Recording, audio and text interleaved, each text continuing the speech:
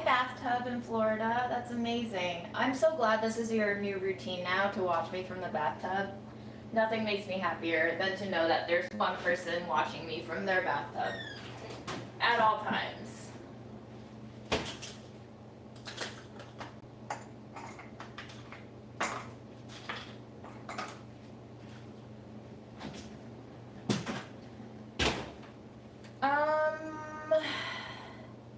I'm gonna try to keep it like not doom and gloom today. I don't think I'm gonna have an issue with that if you are a nuanced thinker or interpreter, but I do feel like there's something making me feel as if I'm depressed, but I'm not convinced that it is depression. Do you ever have one of those days or weeks or months where you're just like, I don't know what's wrong. I'm not too bothered by it, but there is some deep sadness within me. That's where I'm at. I'm sure that whatever is happening to my elbow joint here and has been happening for months is not helping, but basically, I don't know if you can tell because I'm pretty hyperextended when it comes to my elbows, but this one looks swollen to me and it feels bad.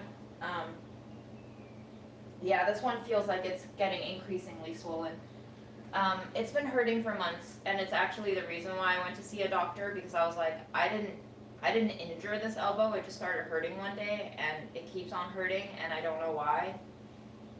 And that's why potentially I have lupus now, is because she ran a blood test that found out some autoimmune stuff is going down, but this arm has just been getting worse. I've been trying to still do some forms of stretching and light weightlifting, like extremely light, like 7 pounds light, and this elbow is potentially getting worse. So I think just all of my physical problems, issues, discomforts, whatever you want to call them, is sort of like tethering me to this pole, this invisible existential pole of disability where I can't seem to walk too far from it. I'm reminded at all times the limitations that I am living with. But I would say today my mental health status is fluctuating wildly between a 6.3 and like 7.8. I guess it's not that wild of a fluctuation, but I think there is a big difference between feeling closer to a 6 and feeling closer to an 8. All of that being said, I am going to sip on this smoothie, which is protein powder with psyllium husk, which I started putting into my smoothies because it's been known to help with cholesterol, so I'm giving that a try as well. In case you missed the last 2 or 3 live streams, my cholesterol is extremely high too. So I'm trying to get that down so that I don't have to go on statins for the rest of my life, which my doctor proposed and recommended. And I was like, let me see what I can do before we go on lifelong medications, please. So that is what's been happening. One thing that I've been doing this week to stay cool is cold brewing spices. And what I mean by that is I literally just combine like a teaspoon of spices to 2 cups of tap water, and then I let it sit in the fridge overnight, and it becomes delicious water. And I've been rotating between hibiscus powder and mint leaves, cardamom, ground cardamom, because it dissipates faster into the water, and I'm gonna do that now.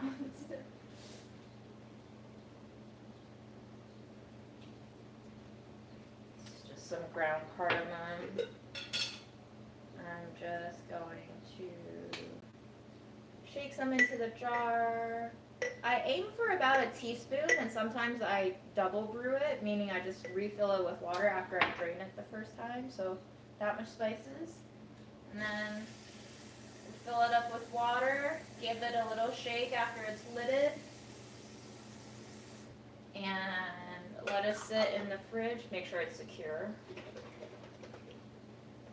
it looks like that. And then it just goes in the fridge.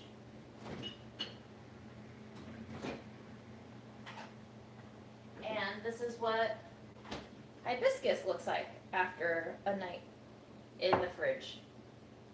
So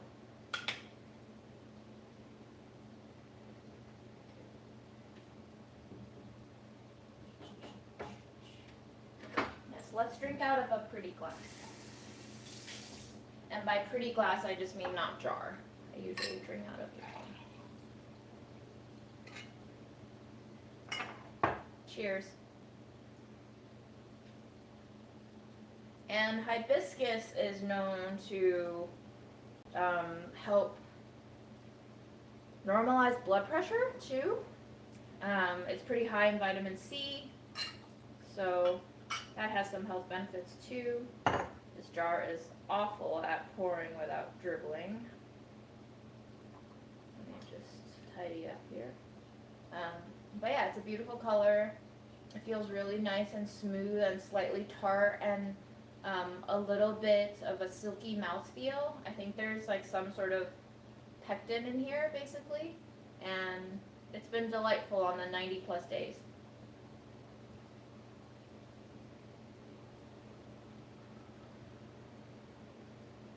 Oh my gosh, do I look like a silky chicken? I'm so joyed. I'm so joyed to hear that I look like a silky chicken, because me too.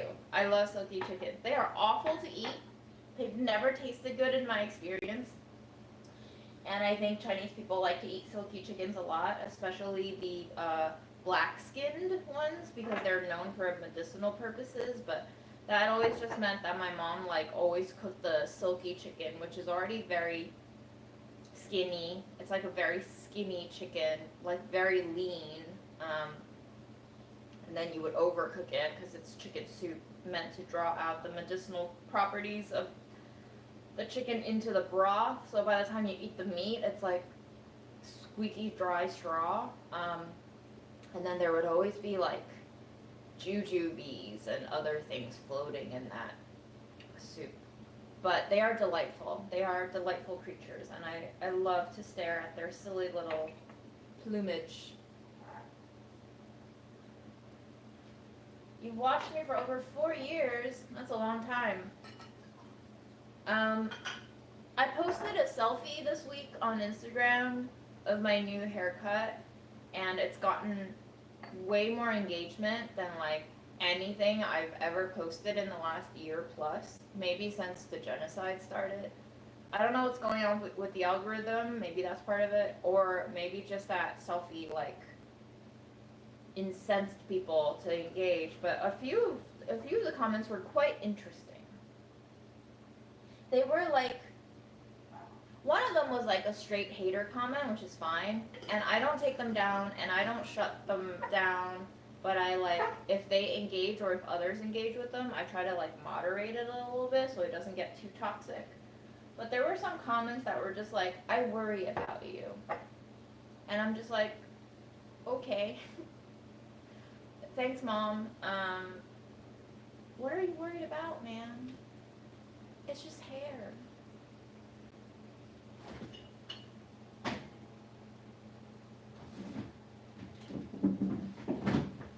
Anyway, I went to H Mart today and I got this, which is what we're going to try cooking today. Now, this is not chicken or even anything similar to what you might imagine mock vegan chicken to be in the American conceptualization of what these mock meats are. I've had this sort of thing before. It's really just like a glorified, super firm, almost chewy tofu product. The ingredients are mainly just soybean water, salt with some, chemical agents, coagulants.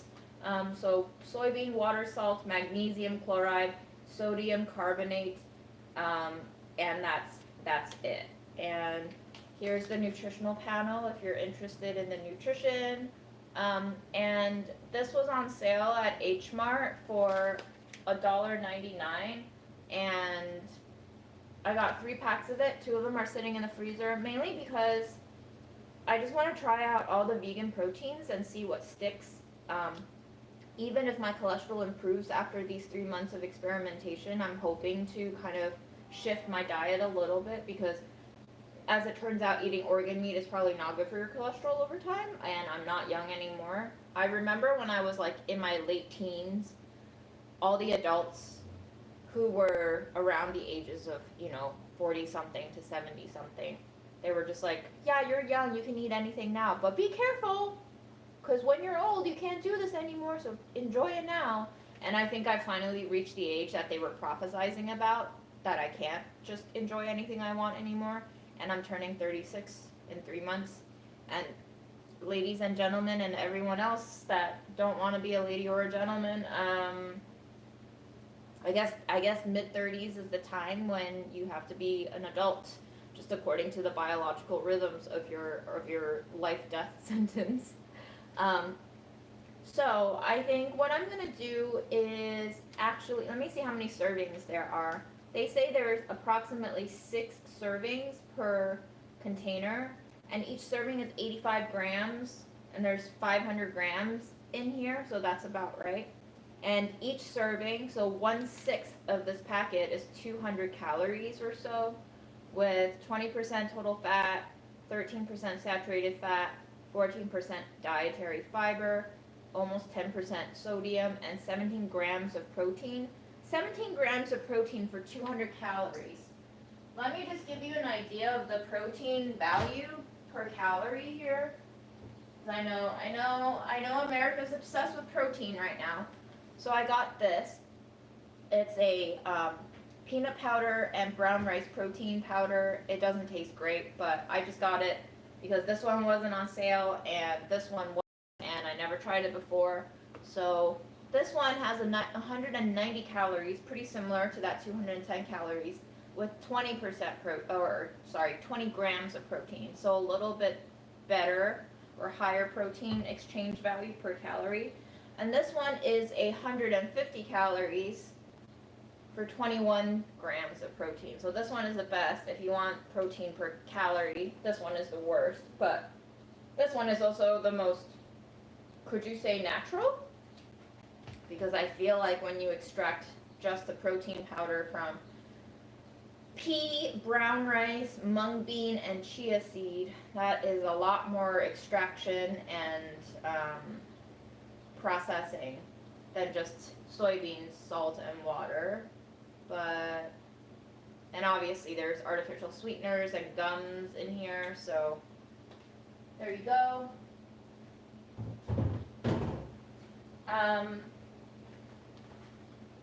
The next week, I'm going to be spending 2 days at the Fancy Food Show, which is happening in Manhattan. So I could potentially just boil this entire packet so that it's like sterilized and ready to eat, and then I could make a salad with them, or just snack on them and season them per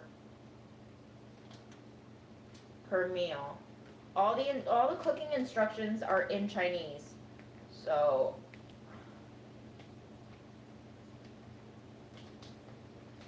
this sounds like there's like, it's a very Chinese packaging.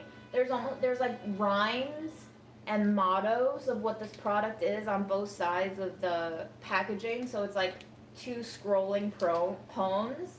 I wish I were more literate, but I'm not. But I'm pretty sure it's singing its own praises. Like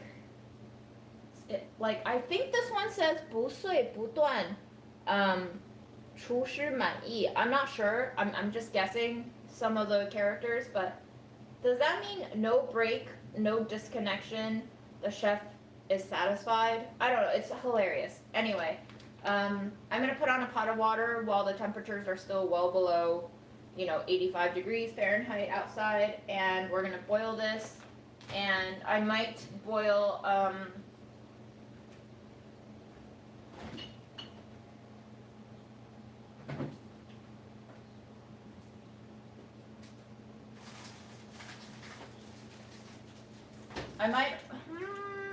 maybe not. Maybe,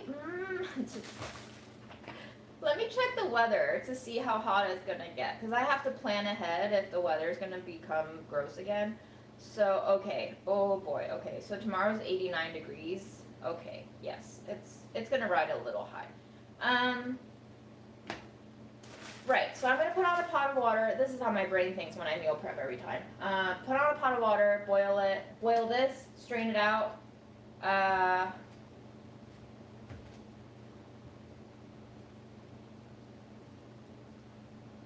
Boil this first, strain it out. Then we're gonna boil the mushrooms, strain it out, and then we're gonna boil these. And I'm putting these last because I feel like these might have the most aftertaste extraction into the boiling water. So I want to start with the most mild tasting one, which is a plain firm tofu. And then I got this packet of mushrooms for $1 from H Mart. They're just like tiny little mushrooms. And then these. The reason why this is yellow is because I think sodium carbonate is like, it's not sodium bicarbonate, so that's baking soda, but sodium carbonate basically turns things yellow. That's why I'm putting this last, because I think it's going to have kind of like a little baking soda taste to it, and I don't want that to infiltrate all the other things. All right. Thank you for listening to my game plan.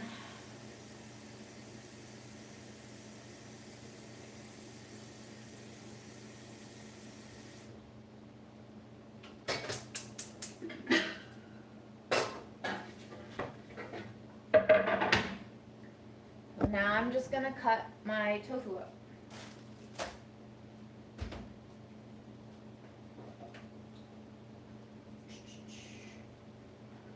Loving a sharp knife this week. I've cut a lot of stuff up.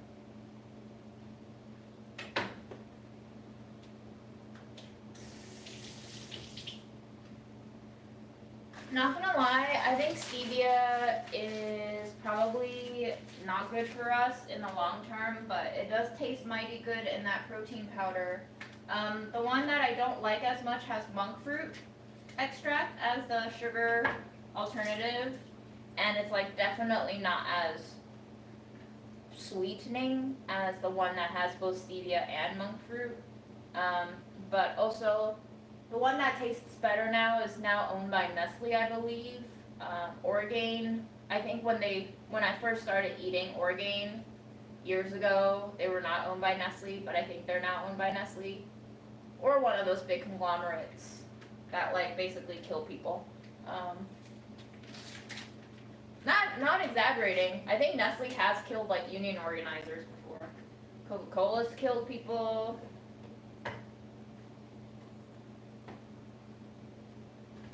You want to do business in the time of capitalism, you got to kill some people. That's just how it works now. So this firm tofu is very interesting. It is much less firm than the other tofus that I've bought. So each company definitely has their own processes. This one feels like a cross between a silken and a medium to me. That's how not firm it is. So I think what I'm actually going to do is, because I bought 2 other boxes of this brand,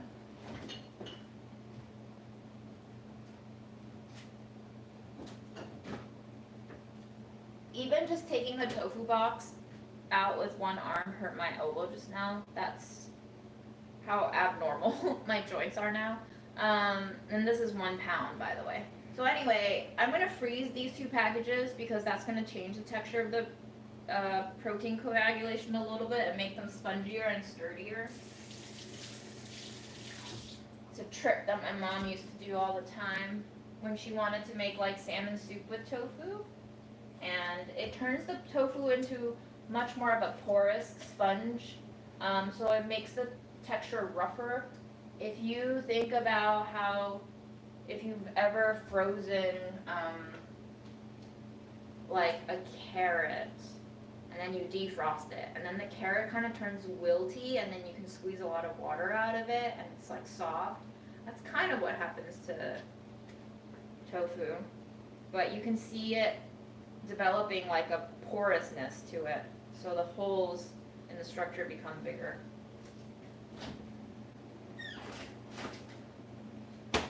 Anyway, we'll see that in a couple of weeks, I'm sure.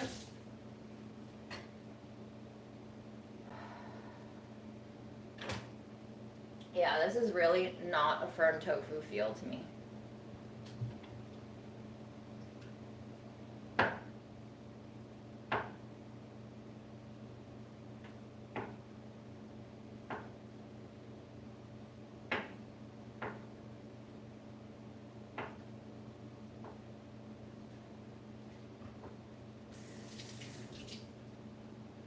While the water is heating up, I'm going to read some of your comments.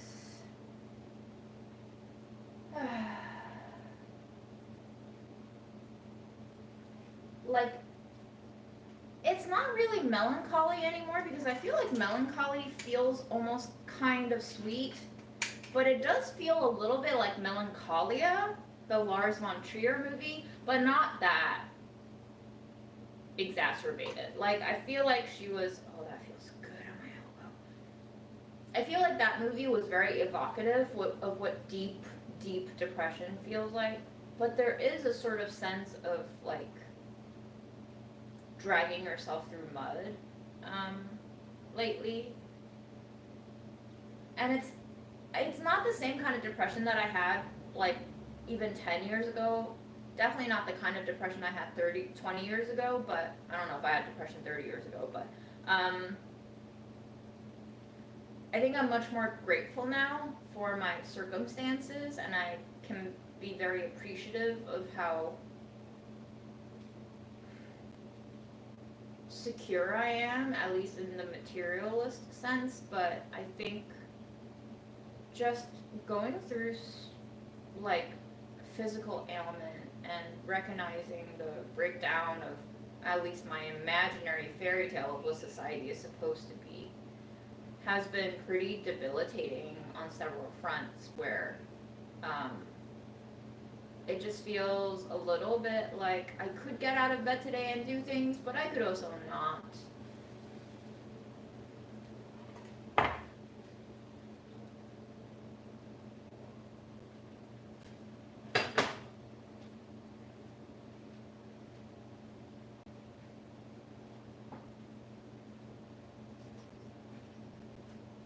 I'm gonna salt the water.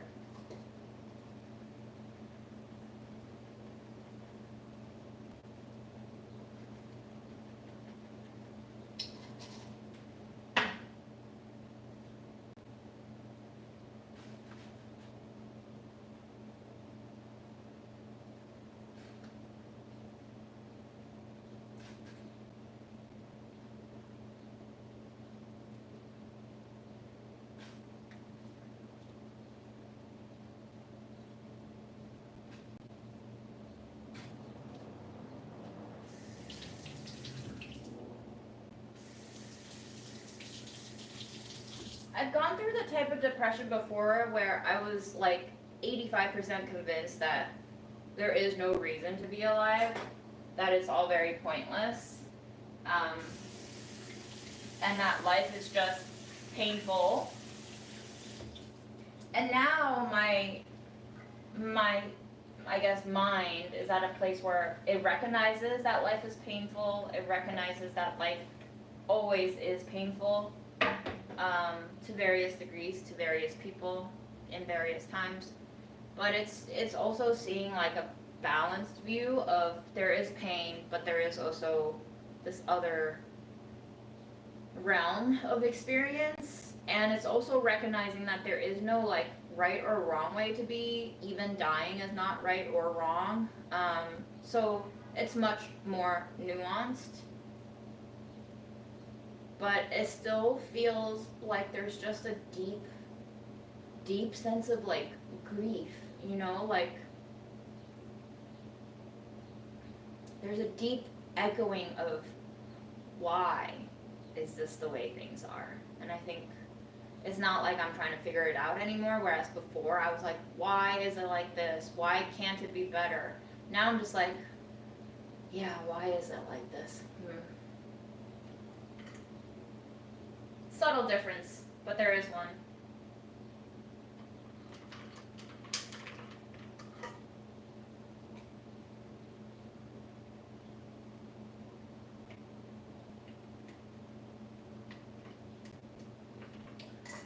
I've buzzed my hair before.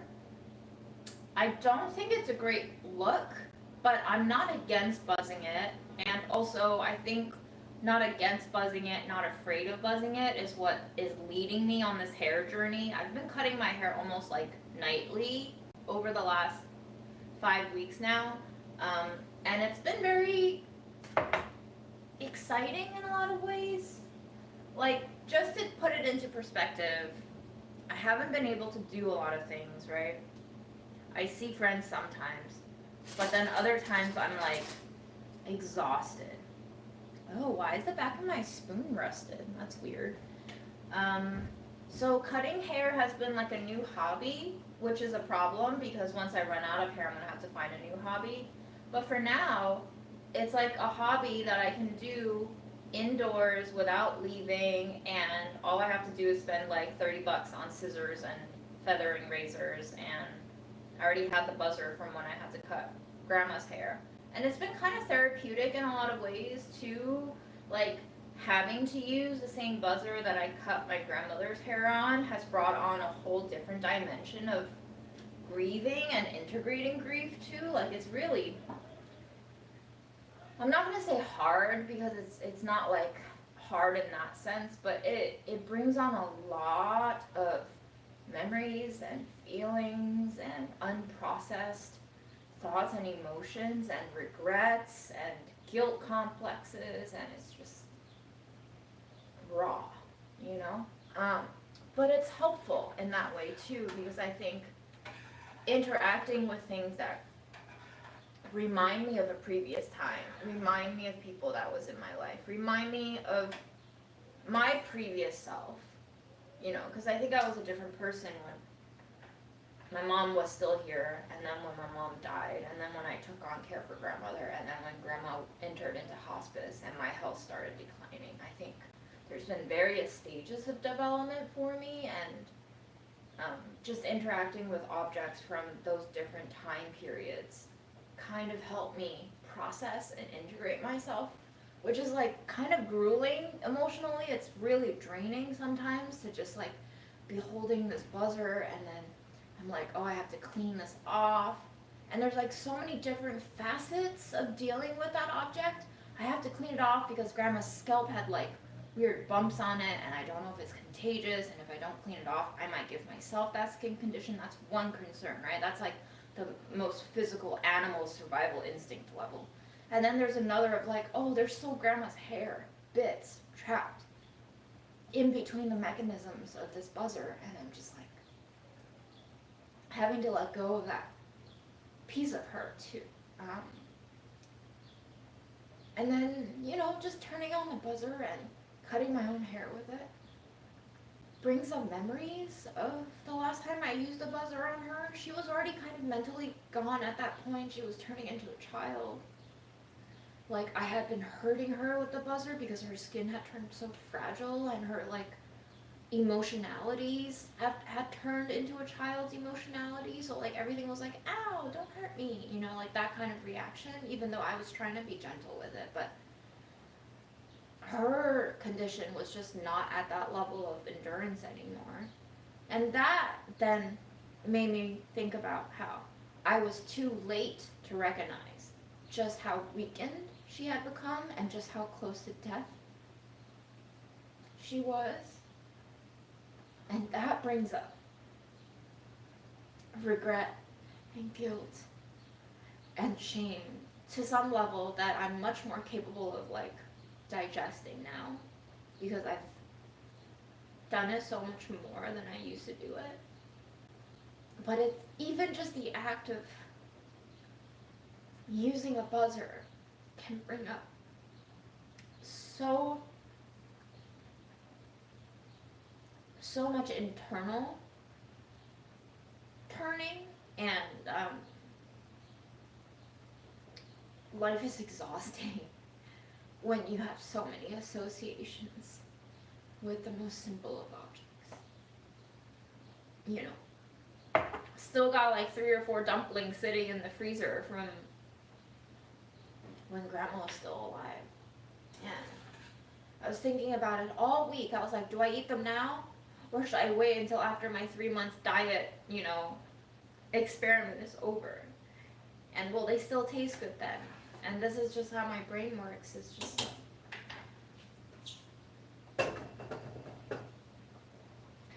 never-ending revolutionary sort of ruminations.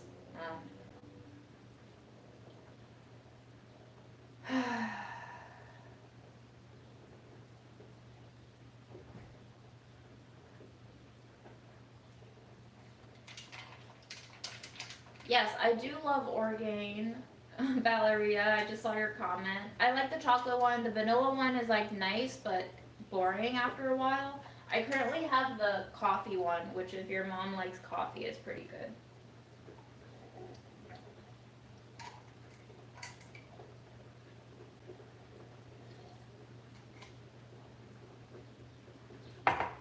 Hi, Egypt.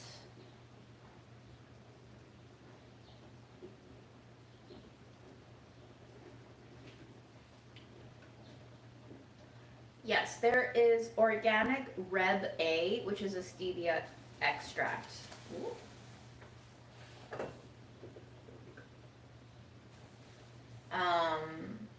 There's also sunflower lecithin, and they have agave inulin fiber and organic coffee powder. That one has inulin from Jerusalem artichokes.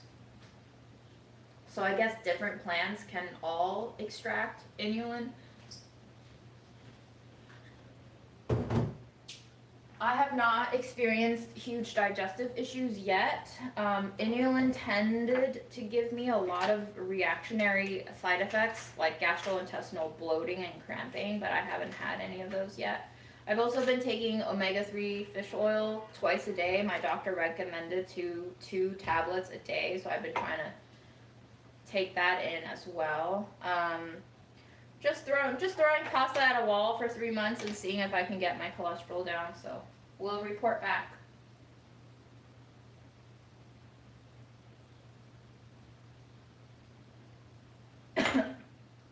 I'm not technically on schedule to work the food show. I am gonna walk the show on Sunday with Aaron. Sorry, choked a little bit on my fish oil. But if the Broth and Barrel folks need staff, I'm gonna help staff the table for a while. To be decided, because now I have a weird haircut, and I'm gonna be masked, and I'm gonna be wearing my keffiyeh, so I don't even know if they want me at the table, to be honest with you. This is like one of the most cheeky tee-hee moments for me when I like fuck up my appearance like this, which is, it makes me undesirable on some mass scale, like mass consumption scale, like that mainstream kind of appetite, which if I become undesirable, then I become useless, which means I don't get used, right? I brought this up on a previous live stream too. So it almost like cuts me out of a lot of potential obligations or duties or like asks from other people, which simplifies my life. So doing a haircut that like maybe not everyone will like is kind of liberatory in that sense. And it's also an experiment for myself to see if I like it outside of other people not liking it. Because I think I've lived a lot of my life trying to do things that other people like so that I survive, right? So that I fit in, so that I can find friends and pass interviews and find a boyfriend and all of that. And now I'm just at a point in my life where I'm just like, I don't know if I care about any of you guys, because you guys, none of us were able to stop the genocide in 2025, and so many of us are still indulging in unnecessary things, and we're just a bunch of, I'm including myself in this camp, we're just a bunch of crybabies. And so like I lost a lot of respect for people in the last few years, and I lost a lot of respect for the institutions, which is freeing. And so now that I have lost the respect for institutions, it creates massive cognitive dissonance within me to like cater myself and my lifestyle and my presentation to those institutions that I no longer respect. And that, I think, is the kind of catch-22 of modern living, is I have to kind of play respect and perform respect to a certain degree to still survive and like have an income, but I have become more and more transparent about my disdain for certain institutions, which is a sort of suicidal tendency on a societal level, but on like a I'm a friend to myself level, like that's the most morale raising thing I could be doing, which is to say these people and these institutions don't actually matter. They don't actually deserve respect. And so it frees my conscience in a lot of ways that I wasn't previously able to access before. Which further isolates me. I think when you lose respect for the things that you live in, it loses a lot of people, because then you're kind of encouraging them to also participate in this flavor of cognitive dissonance that you are experiencing, and maybe some people aren't ready or don't want to do that or sense the existential threat in following this disrespect perspective. So trade-offs, right? All a series of trade-offs.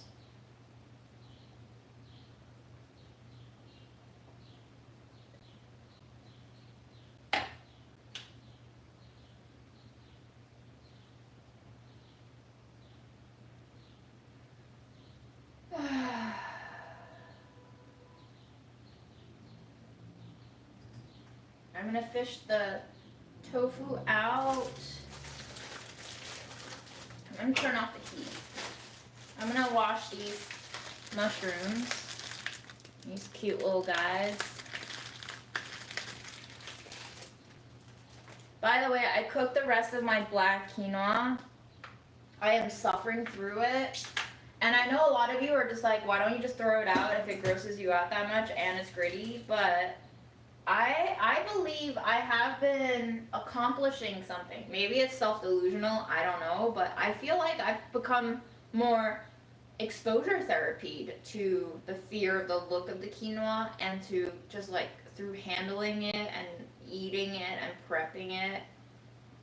My relationship with it has evolved a little bit. Not a lot, it still grosses me out, but like this is kind of the beauty of living, is like testing your limits and seeing how you can change with the circumstances. Even through a pound of gritty quinoa, I can learn something. That's amazing.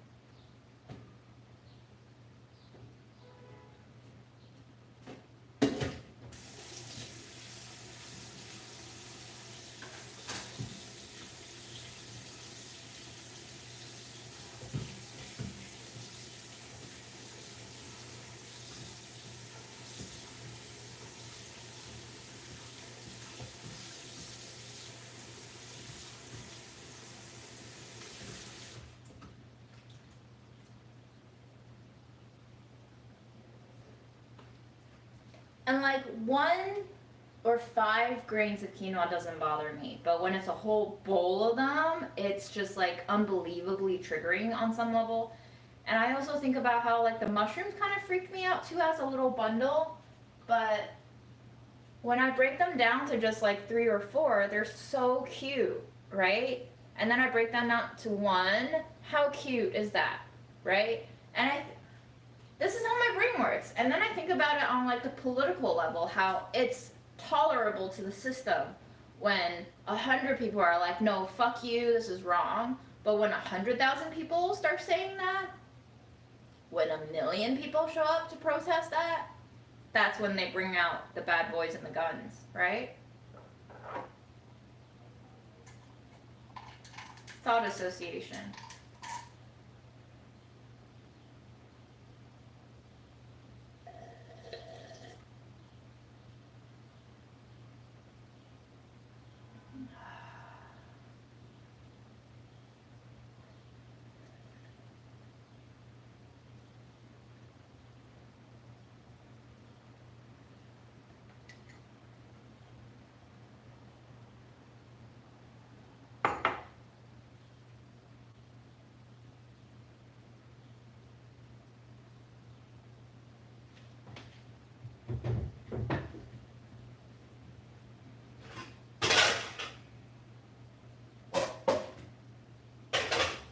Okay.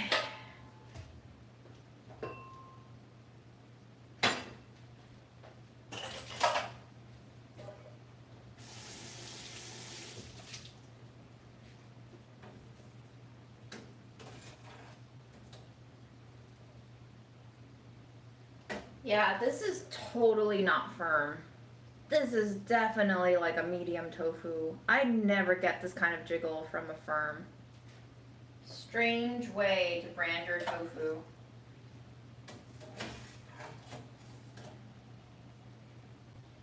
I was kind of like disappointed at first when I started cutting into it and it was way softer than I wanted because I like firm tofu more, but this gives me a chance to try something new, flavor it differently, play with it differently, enjoy it differently, so.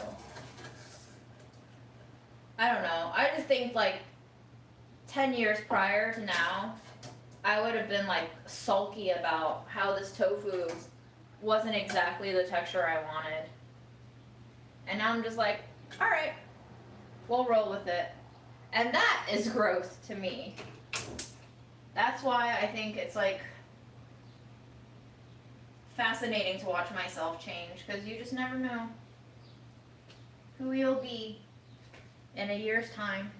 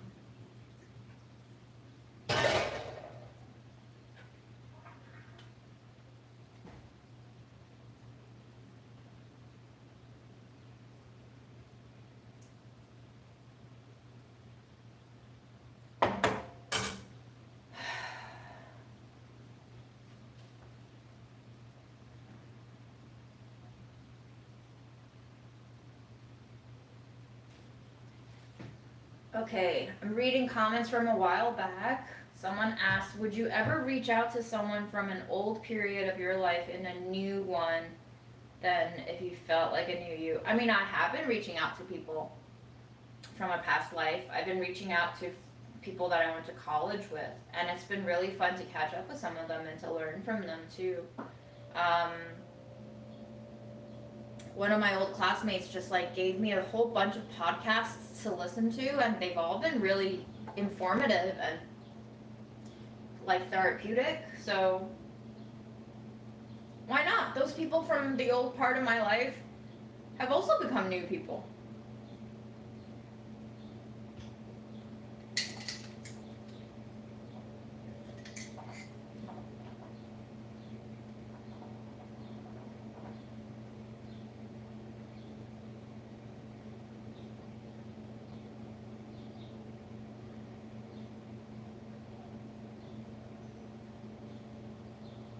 Oh, Jennifer, I have looked into autistic burnout. Do you have anything like specific to share? I know of the concept of autistic burnout, but like I've shared some of those memes on Instagram about it with friends, and friends are just like, isn't this just depression? And I'm like, yes, it does sound like depression. And it sounds extremely like the kind of depression that I felt like I've had most of my life since adolescence. And so now I'm just like, did I ever have clinical depression, or was I just autistic this whole time and I was like going through periods of burnout? Because I go through like 3 to 5 year cycles of like this very depressive cycle. Maybe it was burnout, I don't know. It's hard to tell, right? There's so much overlapping in all of these like mental experiences and physical ailments, and like what is the crossover? What is the influence? What is the cause and effect? Who knows?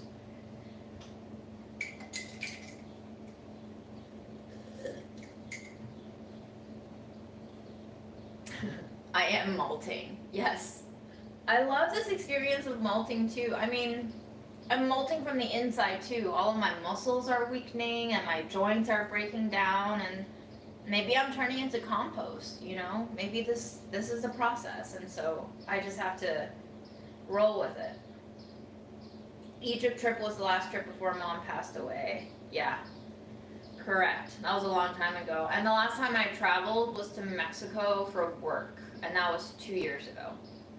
When Grandma was still very alive and her head was still there, and I had to like tell her a month beforehand continuously that I was gonna leave for Mexico for like 3 days, but I had to like tell her that I wasn't abandoning her. And then 1 year later, she went into the ER. I got mono. My health broke down so much that I didn't visit her for a whole month, basically, because at that point I didn't know I had mono. I didn't know what I had, and I just knew I felt like death. And then after I knew I got mono, I was like, I better rest. And Grandma probably thought I died in that whole month, and that probably did a number to her too, on top of all of her, you know, hospice level health condition breakdown. She probably had like an emotional breakdown too. In fact, nurses were calling me about every 2-3 days to tell me that Grandma was crying and can I talk to her, and I'm just like, oh my God, what an impossible situation. It's sad, man. Life can be so sad. Aaron is great. Aaron is a gym boy now. He's building up his muscles, really proud of his gains, and he's great.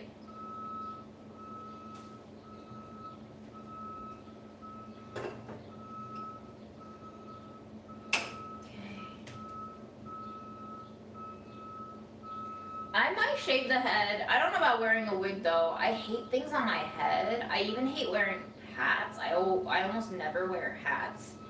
I like the idea of being able to play with wigs, but they are also kind of expensive, and also fake hair wigs me out, pun intended. Like, it freaks me out to see clumps of hair sometimes, so not sure.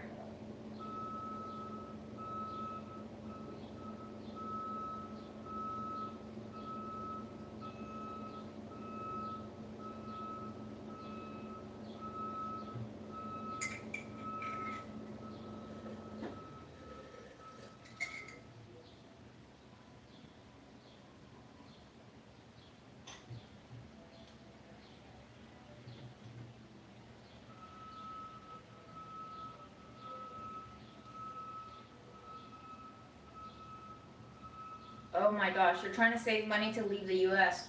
Where would you guys all move to if you had the money to do so? What would your relocation spot be? I've been thinking about this.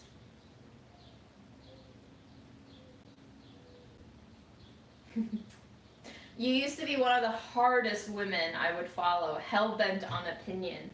Yeah, and that's why one of my college friends was like, have you ever considered you might be autistic? Because apparently rigid thinking and like black and white morality and like questioning authority after they violated your values is like all very autistic. And that was almost 2 years ago that she suggested I look into autism.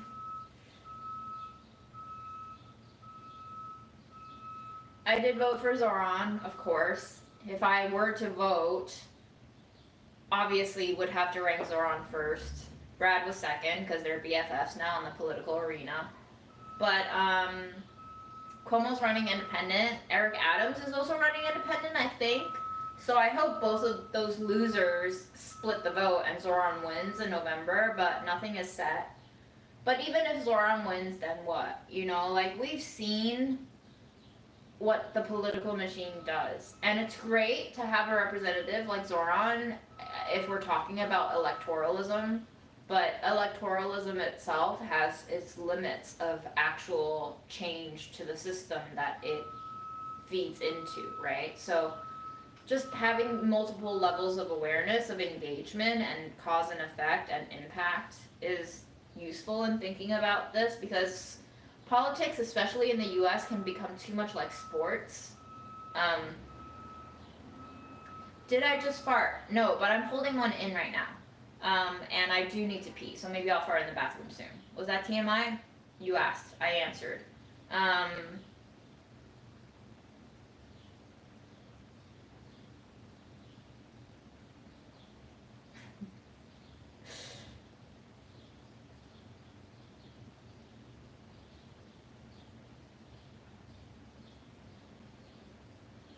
Any sauces for this dinner? Yes, I'm just actually boiling these ingredients so that we can sauce them up, because it's still going to be pretty hot next week. So while we have this kind of evening breeze kicking in, I'm sort of cooking all these raw ingredients so that I have cooked ingredients to assemble into meals throughout the rest of the week. Just thinking ahead to beat the heat waves coming through again.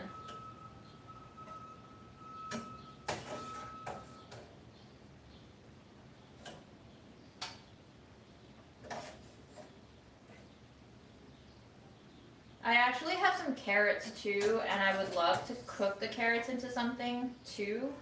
So after we blanch all of these things, that's what I'll do. I should also go pee.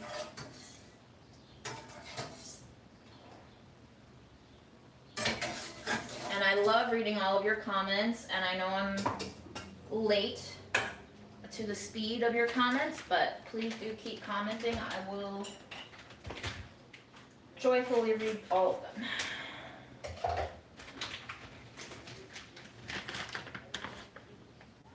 One thing I don't like about all of these Asian products is they go through so much plastic packaging. Why can't you just like put this in the bag and vacuum seal the bag instead of putting a whole plastic tray in there? Nah. Okay. So, just to show you what one of these pieces look like. Right? It's not really mock chicken, but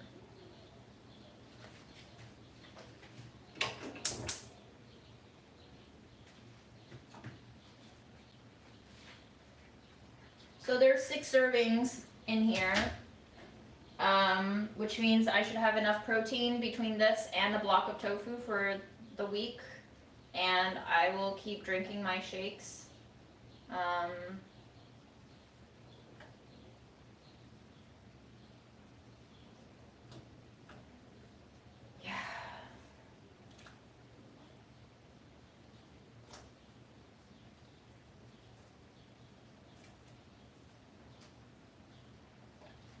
I am thinking more like food as medicine lately, but I'm also trying to not make food just medicine. I'm still trying to find ways to enjoy things. So I'm still using a little bit of mayo, which is pretty fattening and not vegan.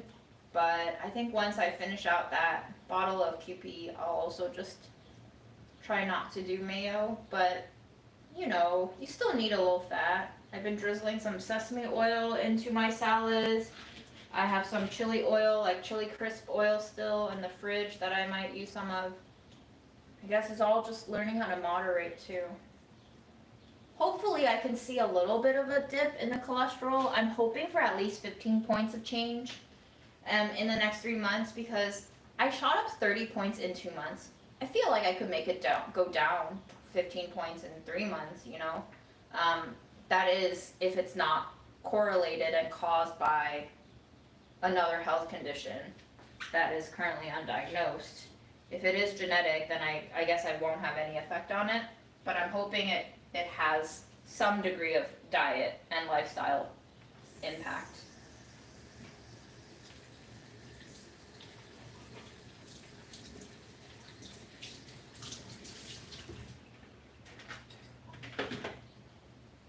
I'm gonna go pee. I'm gonna BRB.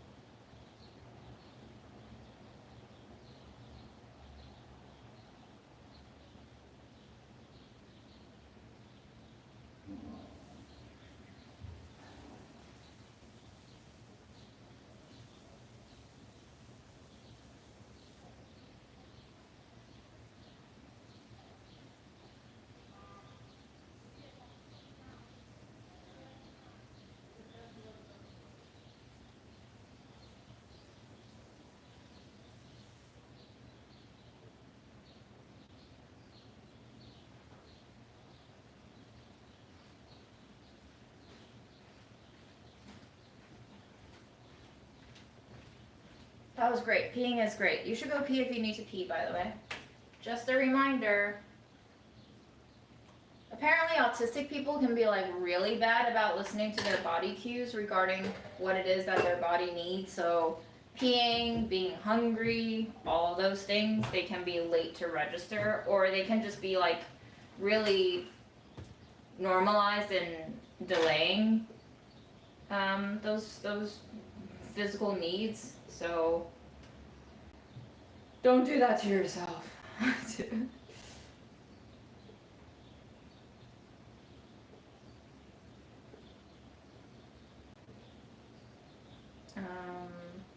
Going through your comments. Going through your comments.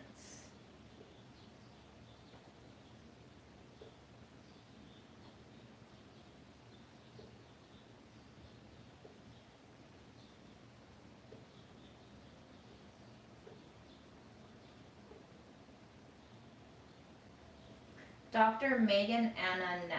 Okay, I will Google that name. Thank you for the resource. And so many health issues you experience are associated with autism as well. Great. Love it. Well, in a way, this would help at least alleviate like the mental load of going through all of these physical ailments and health conditions, because on a certain level, I'm just like, oh fuck, did I fuck myself up? Like, one of my deepest moments of half regret, it's not a full regret because I made a conscious decision to do it, and I knew there would be costs associated with it, even though I didn't know exactly what kind of costs. But dating people, right? Like, I got mono last year. Like, who gave me the mono? You know, was it monovirus? Was it an Epstein-Barr virus? It's the virus that causes mono. Was that virus was already in my body, and my body just weakened to a point where it reactivated itself? Or did someone give it to me, right? The timeline matches out to the last person that I dated.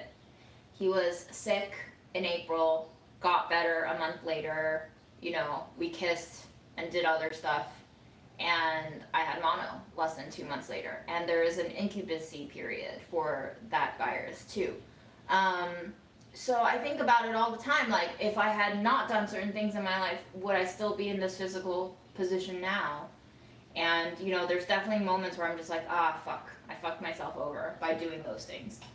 But on a certain level, like, I didn't know that this would happen. You know, so many people have things happen to them that they didn't know it would happen, and it just happens. And so if all of these health issues are somehow linked to being autistic, and, you know, I've had autoimmune conditions ever since I was a kid. So, like, my body was already predisposed to shit. It would just alleviate some of that kind of mulling responsibility, regret on some level. So, good to know. Can our body really be compost in the future to grow plants? I think it can. I think we have people who are smart enough who can develop technology to do it on a mass scale, but it's probably just not profitable. And because our species is both intelligent and extremely stupid in that it is purely guided by capital right now, the chances of developing technology that would actually help us as a species, as a planet, as an ecosystem is growing slimmer and slimmer. And so I have hope, yes, but I also have despair, yes, and I have moments where I'm just like, we can be doing so much more and better than we currently are.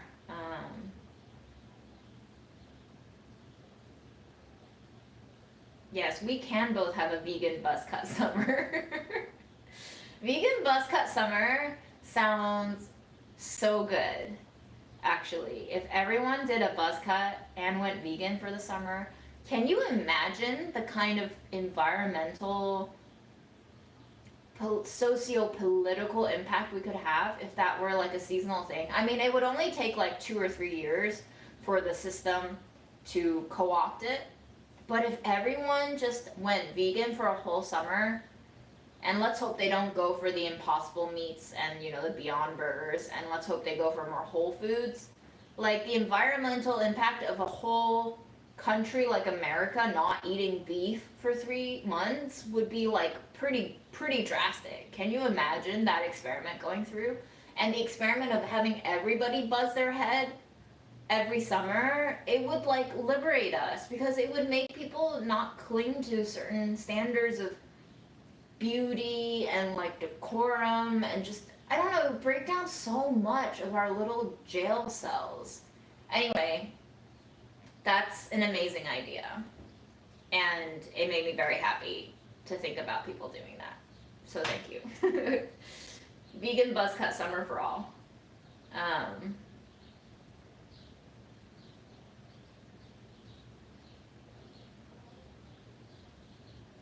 Ireland is a good place to move to. Portugal, Spain, Colombia, Panama, Georgia. Okay. I would consider Georgia. Like, Georgia sounds very cool, and food is very interesting. But I don't know anything about the politics in Georgia and how immigration would go. Wow, lots of people who want to go to Portugal. Okay. You left 3 months ago with no money? How have you been hopping between different countries with no money? That's so impressive. Wow. Okay. Love to hear your adventure. Good luck and stay safe. And I mean, that's very inspirational to know that like you can hop without much money. I mean, you know, when you got to do something, you'll do it. This is the lesson that I've learned. When you got to do something, you'll do it. So don't worry about it. Do you have any book recommendations, any genre?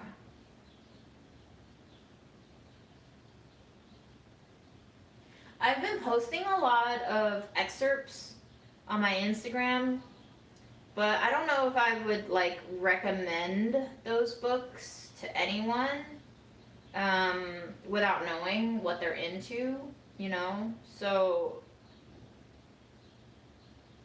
but the last book that I read was Futurability by Franco Berardi.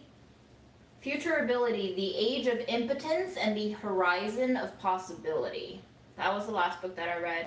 He's a little flourished with his words. He can go into like academic rabbit holes with his naming conventions for ideas.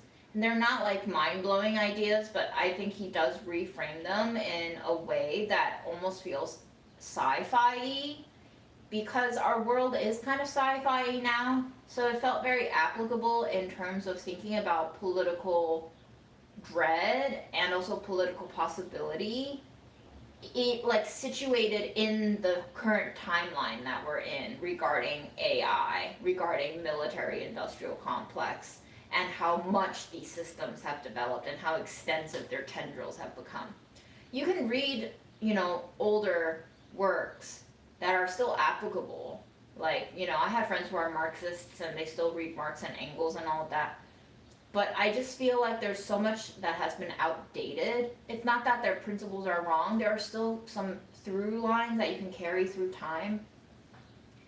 But our circumstances are so different. The way that we connect with each other has like changed so much since those works were written, you know, 100 to 200 years ago. And it's just, human nature has not changed all that much, but our tools have advanced to a scary degree.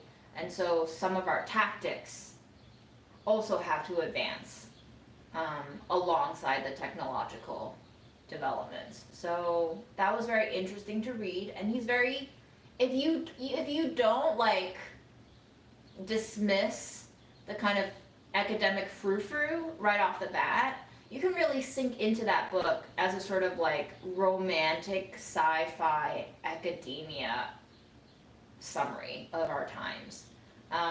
It just depends on whether or not you're open to that kind of language.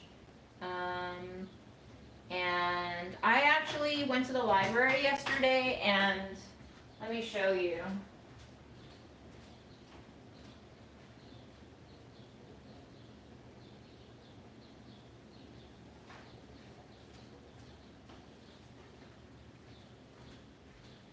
I got a book of poems. This one is called Customs. It's by, I don't know how to say her name properly, but Solmaz Sharif.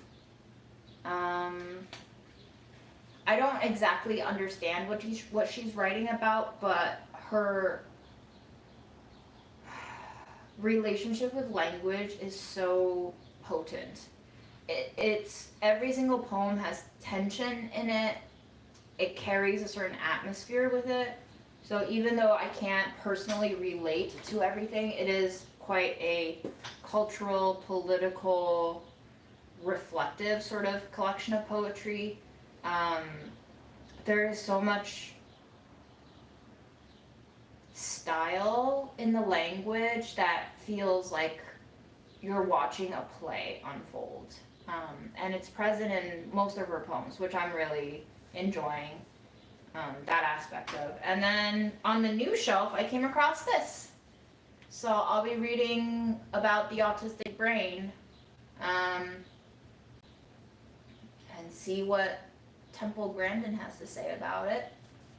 So those are on my read lists, and who knows. I just posted a quote from William Faulkner's The Sound and the Fury on my Instagram too.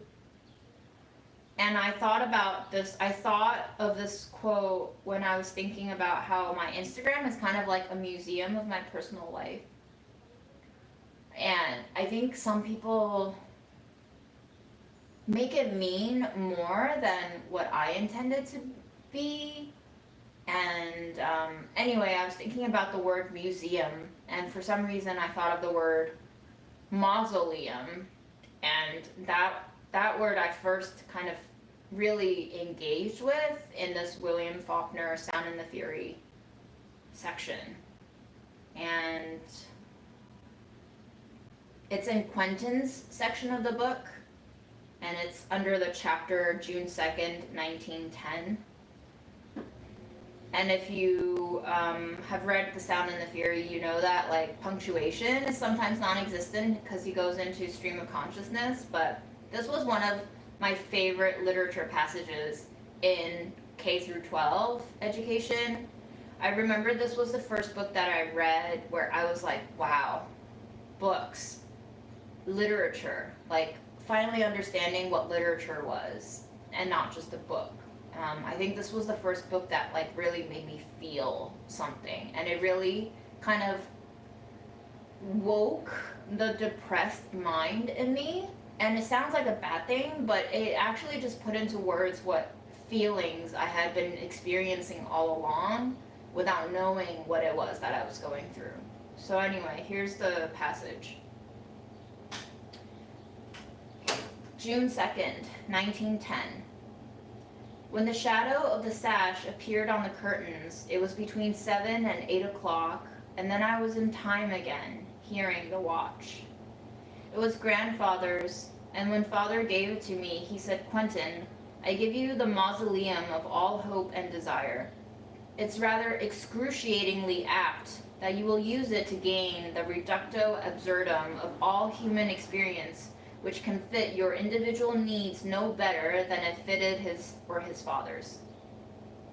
I give it to you, not that you may remember time, but that you might forget it now and then for a moment and not spend all your breath trying to conquer it. Because no battle is ever won," he said. "They are not even fought. The field only reveals to man his own folly and despair, and victory is an illusion of philosophers and fools."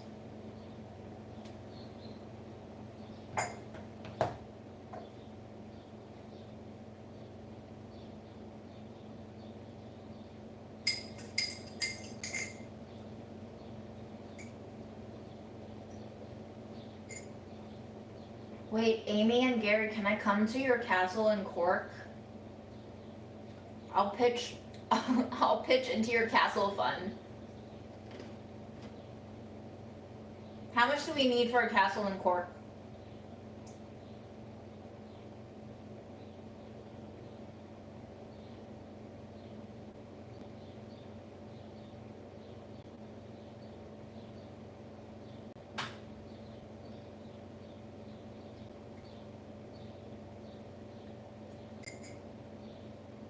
Hi, Eliza. Oh, Eliza. What is the relationship between sodium and cholesterol? I had never heard of this before until a few of you spoke up in chat. Is there actually a relationship between salt intake and cholesterol? I knew salt had relationships with blood pressure, but I guess it's all connected to the heart and organs and body, but wow. Thank you, Jennifer, for the links. Yeah, pathological demand avoidance. Oh boy. I was thinking about how that applies to my relationship with my mother too. Goodness.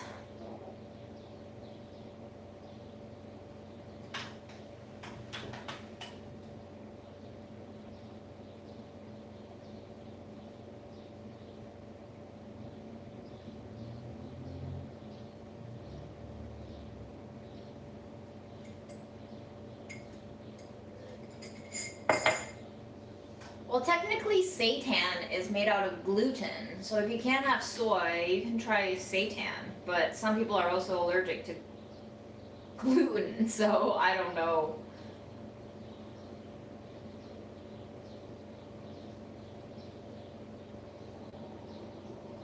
I've also heard of pumpkin seed tofu. It's like a relatively new product, but I've heard good things about it.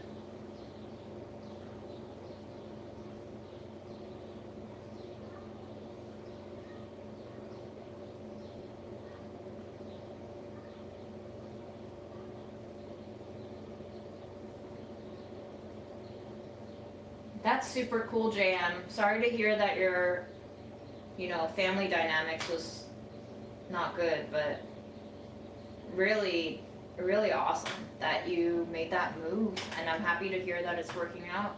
Keep us updated.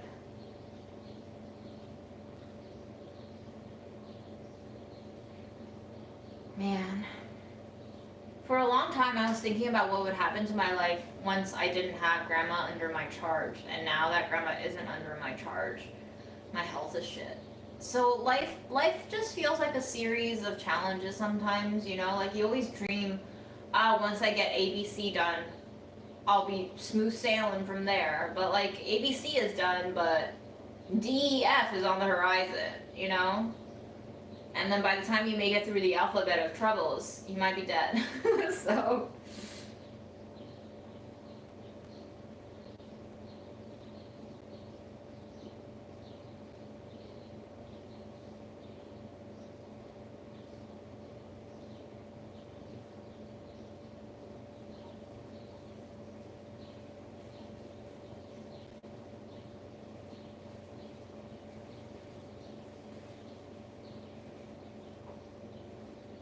$10 or $20 million before repairs? Jesus Christ, that's a lot. Is that really how I thought castles were. I thought there were some haunted castles in Europe that are like pretty cheap right now. Can we go for a haunted one?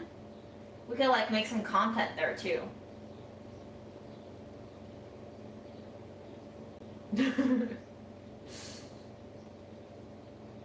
I'm not gonna get an autism diagnosis at this point in my life. I don't think it's worth it, and I don't think I need it, and it doesn't matter if I have autism or not. All that matters is if there are tips for autistic folks that also seem to improve my life, then why not listen to the tips? It doesn't matter what I have or what I am, but it matters if a certain style of living works for you better. And so it's all just up to us to figure out what works for us. It doesn't mean you don't have to be a size, 18 to wear a size 18 clothes. You could be a size 2 and still want to wear something that's XXL, So it's just like, if you can fit into it and it makes you happy, then do it. So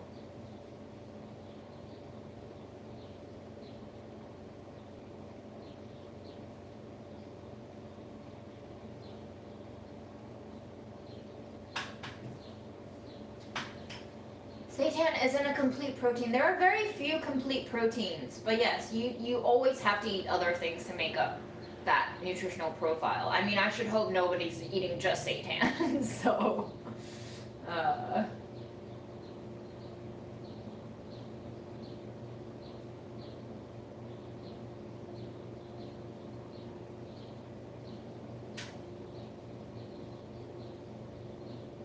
Ireland is one of the most expensive countries in the world to live in. Okay, fine. More expensive than New York City, though?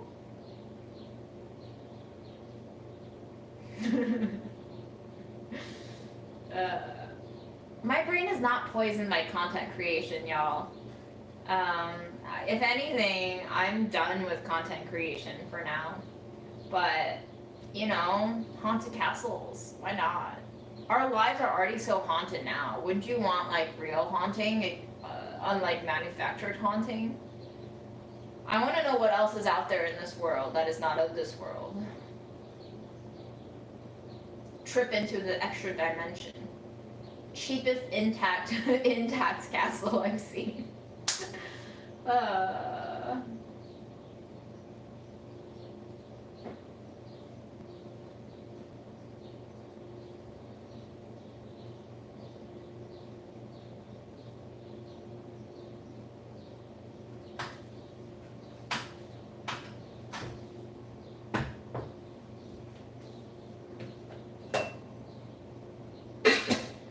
Valeria, if you're gonna move, you're gonna have to leave your TVs behind. You really gonna haul your TVs to Portugal?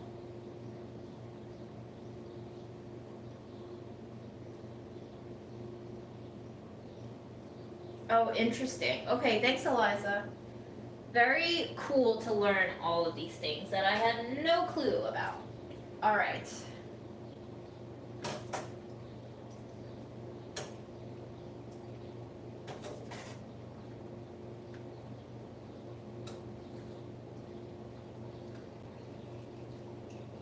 Yeah, once I've cooked this, it just kind of falls apart like tofu. It's gotten very soggy, so maybe I cooked it too much. Lesson learned.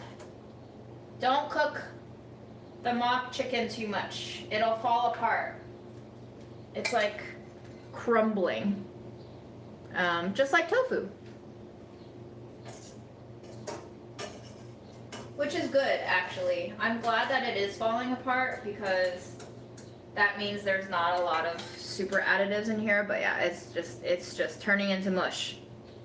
My destiny is to turn everything into mush.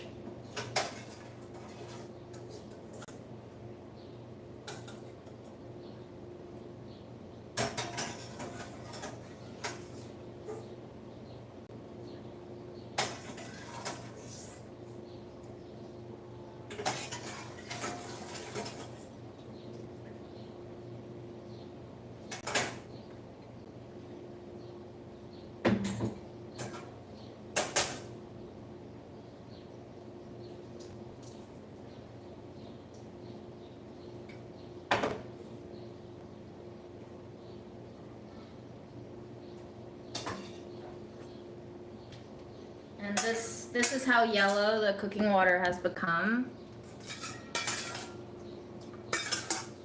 It's transferred.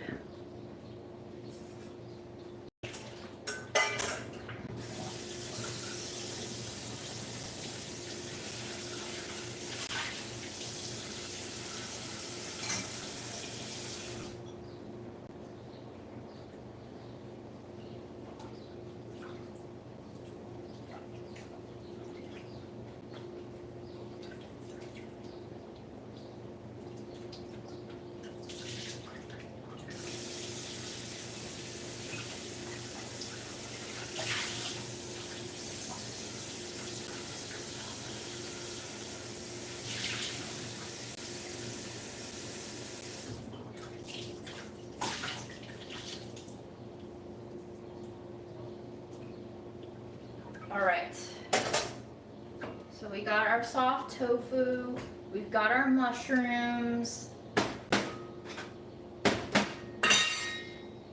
I have some carrots that I want to cook and some parsnips too.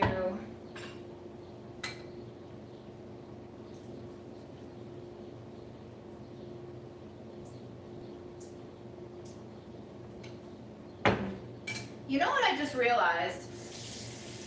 Is I probably should have read the packaging, or attempted to, that is in Chinese, regarding how to cook this vegan tofu.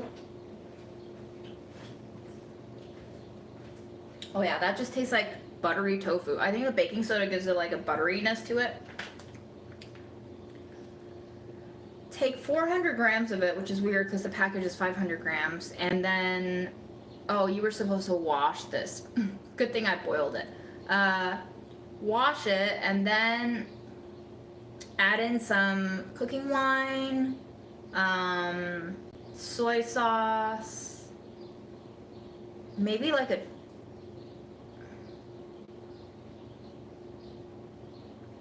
salt, sugar, chicken broth, MSG, sesame oil, olive oil, scallion, ginger, 1 star anise, bean paste, and then stir fry that basically. Okay, that sounds delicious. And then there's also a second recipe. So slice the slices even smaller to 1 centimeters, and then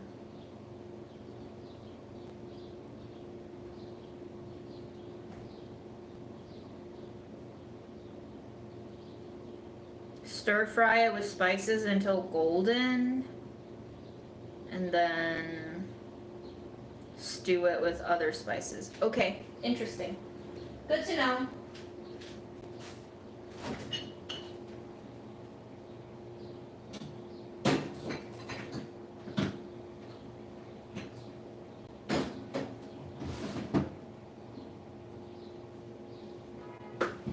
Why is there water in my fridge? That's not good.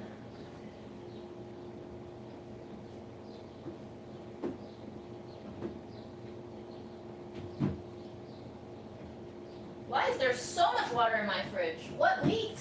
Oh boy.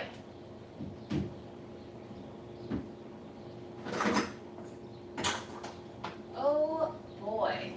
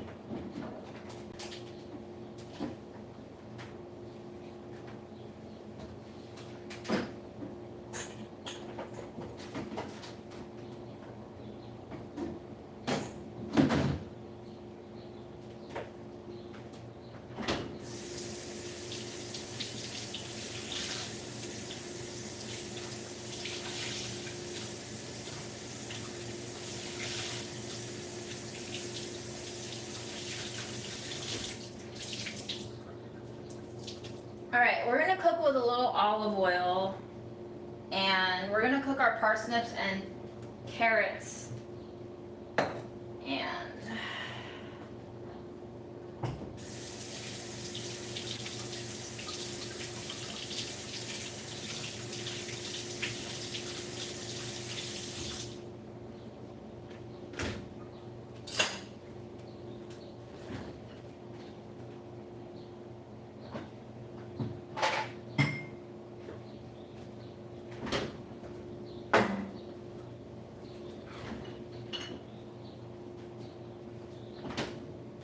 I'm gonna use a little ginger. I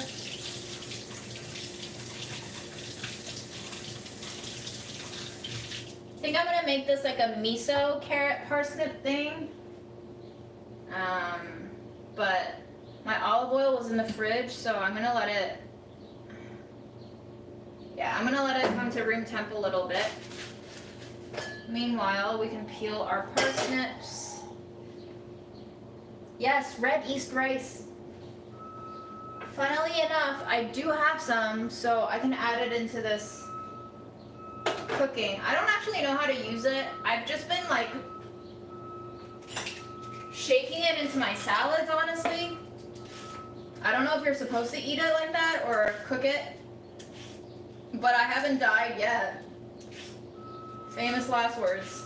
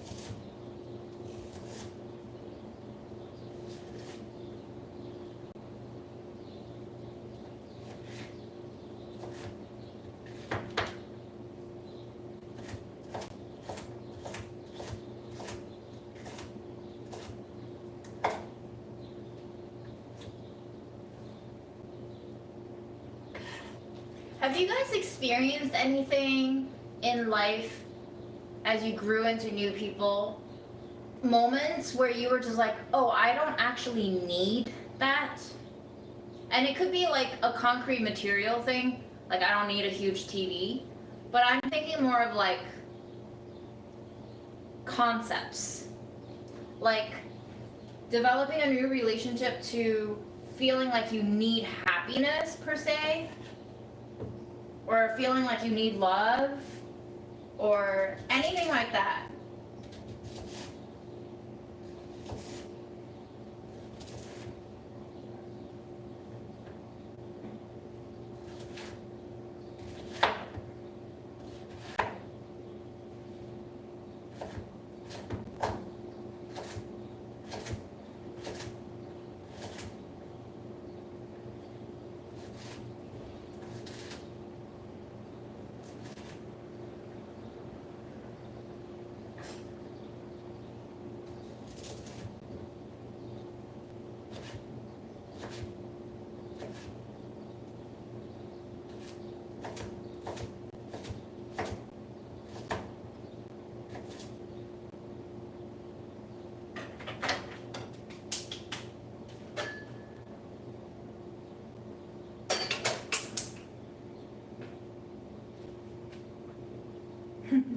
I don't need no man. I've been thinking about it and like it's scary.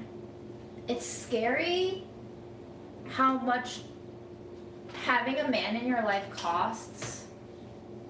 I was just telling a couple of friends the other day, I was like, in 2 years of Hinge, I've lost trust in people I've lost money, I've lost my health. And I'm not blaming all of those losses on purely, the people that I was in relationship with, but definitely a huge part of it. And I think trust, health, and money all kind of go together too. They eventually I lost enough different things that I was like, oh, there's a pattern here. I'm chasing too hard for something that is actually not something I can afford. And I'm not talking just financially, but physically in terms of health and psychologically and emotionally in terms of trust and safety. I can't afford to date people in this time in New York City with the dating pool that I found on Hinge. It's just not healthy in so many ways. And maybe I could have met, healthier individuals, but I don't actually think it's the individuals. I think it's a general culture that have led me to where I am. Our culture of disposability and treating humans as disposable.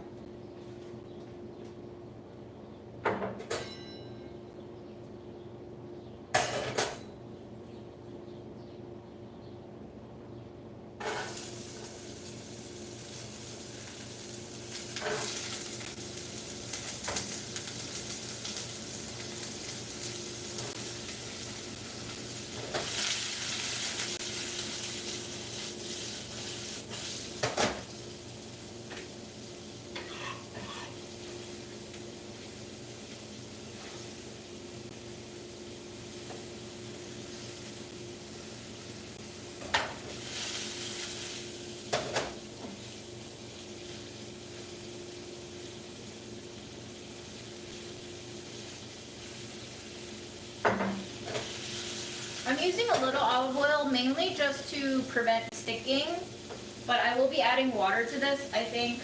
And I'm going to reserve the olive oil mainly for drizzling because it's quite high quality olive oil and I don't want to denature the polyphenols or whatever. But yeah, just getting some browning started. Probably a good time to add in some turmeric and black pepper, and I think those will go quite well with miso. I think. We shall see.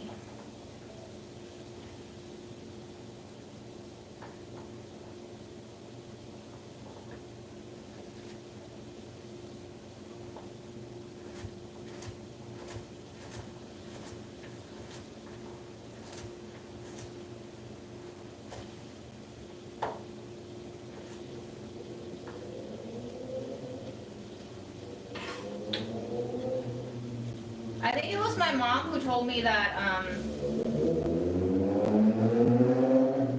New York is so noisy. Who told me that carrots become more nutritious or bioavailable if you cook it in oil because of the vitamin A. I think it's a fat soluble. So, mom is still speaking in my ear and my brain. And my heart.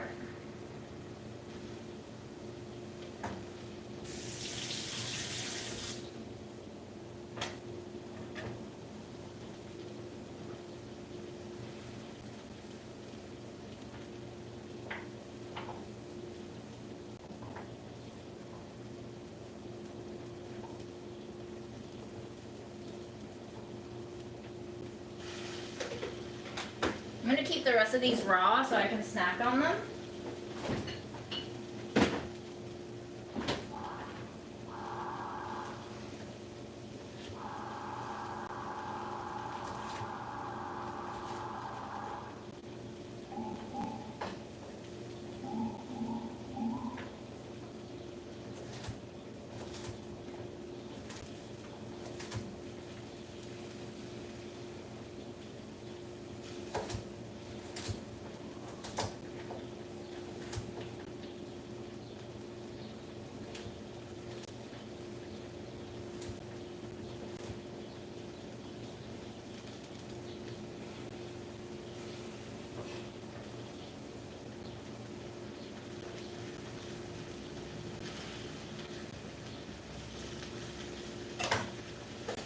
actually also just realized that if I keep this on relatively low heat, the moisture from the carrots and the parsnips might be enough to not burn without adding too much water.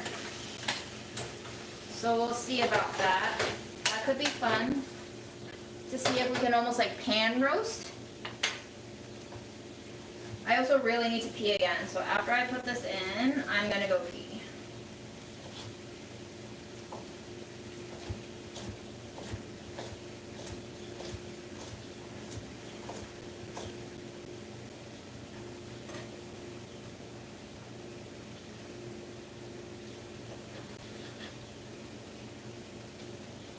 Ginger.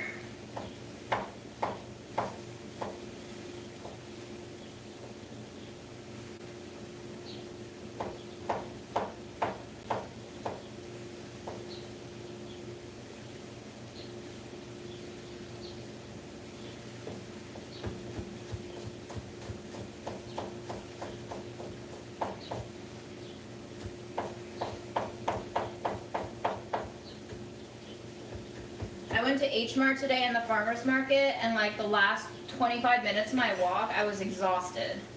I think it might have something to do with the fact that I was carrying like 20 pounds of groceries, because I got some apples from the Sunnyside farmer's market too.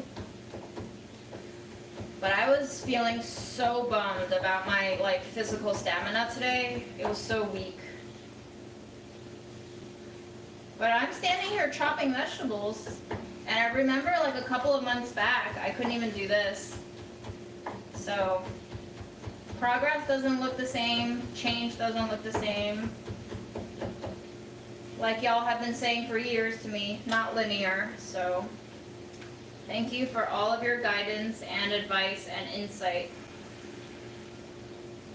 over all these years.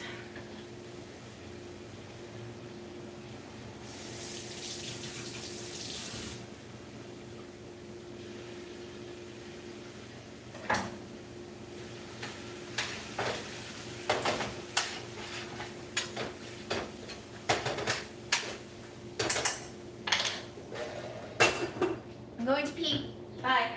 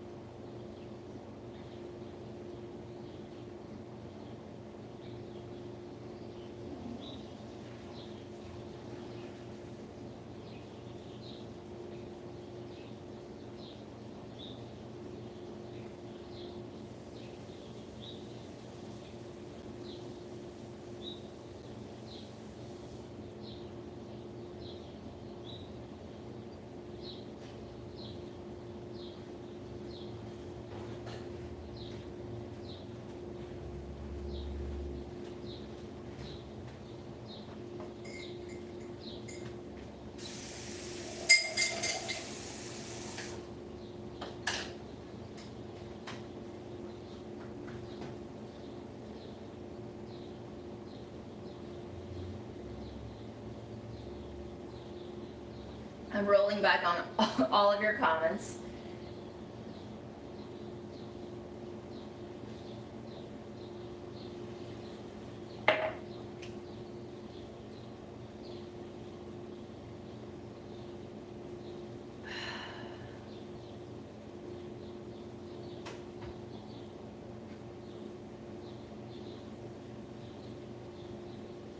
I'm pretty sure tofurkey is not just soy. I'm pretty sure there is gluten, aka seitan, in there too, but I'm not sure. But yes, tofurkey is quite delicious to me. I love all those like fake meats. Veggie burgers.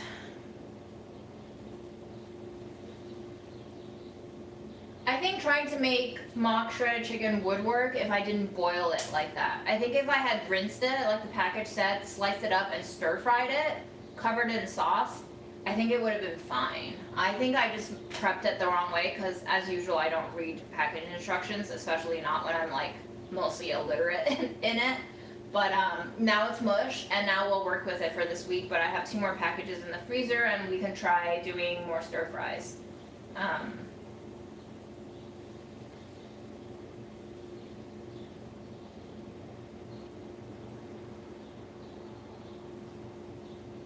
Oh my gosh, no, Doc. Do you have COVID now? Woof.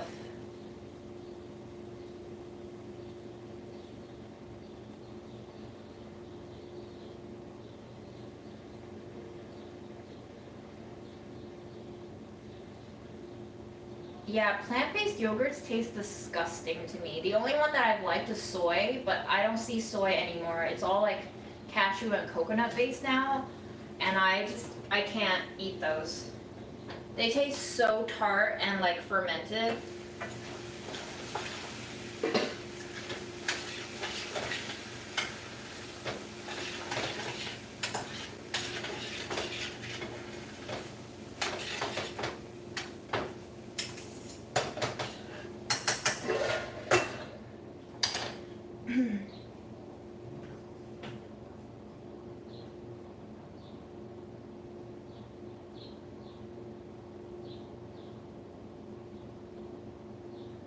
No, the vegetarian chicken slices package told, one of the recipe options that it told consumers to try had chicken broth in the recipe.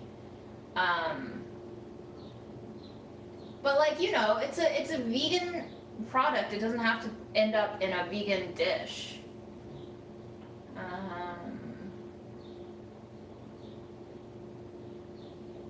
Like, even if you make a cheese-free mac and cheese, maybe you can put butter in it.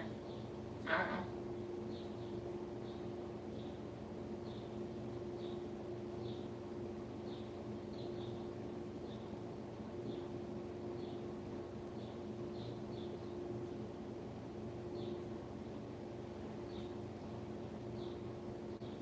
There is a panel inside the freezer on the bottom that's secured with 4 bolts.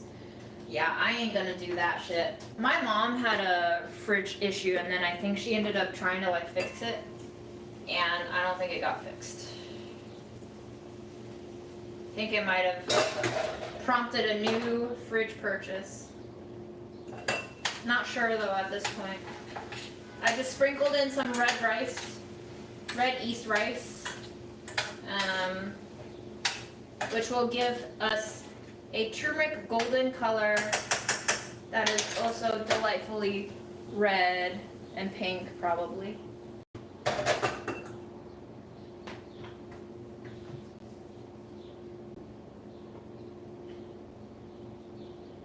Thanks, Gary.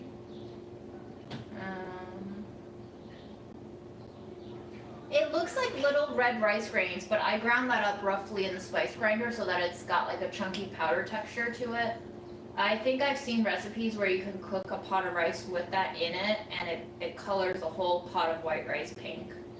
I don't taste it. It doesn't have much of a taste to me. At least when I put it in my salads, I couldn't even distinguish it as an ingredient, so I don't know. It's just an additive right now for me, but it's used in a lot of Chinese cuisine to color foods. It's sort of like the Chinese annatto. Oh yeah, like Eliza said, exactly. Parsnips taste a little bit like an orange sweet potato crossed with a carrot to me. It's like a little more sweet than a carrot.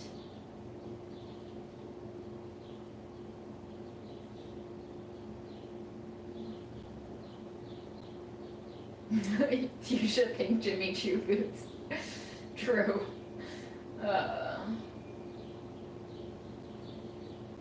I'm actually just coming into my makeup phase now, but it's all like old makeup that I've had for years that I never bothered using, and I think it's because I'm home and bored, and I have like no agenda. So sometimes I just end up putting makeup on my face, and I don't really go out anymore. So like if I put on like a freaky face, then it's just fun for me at home.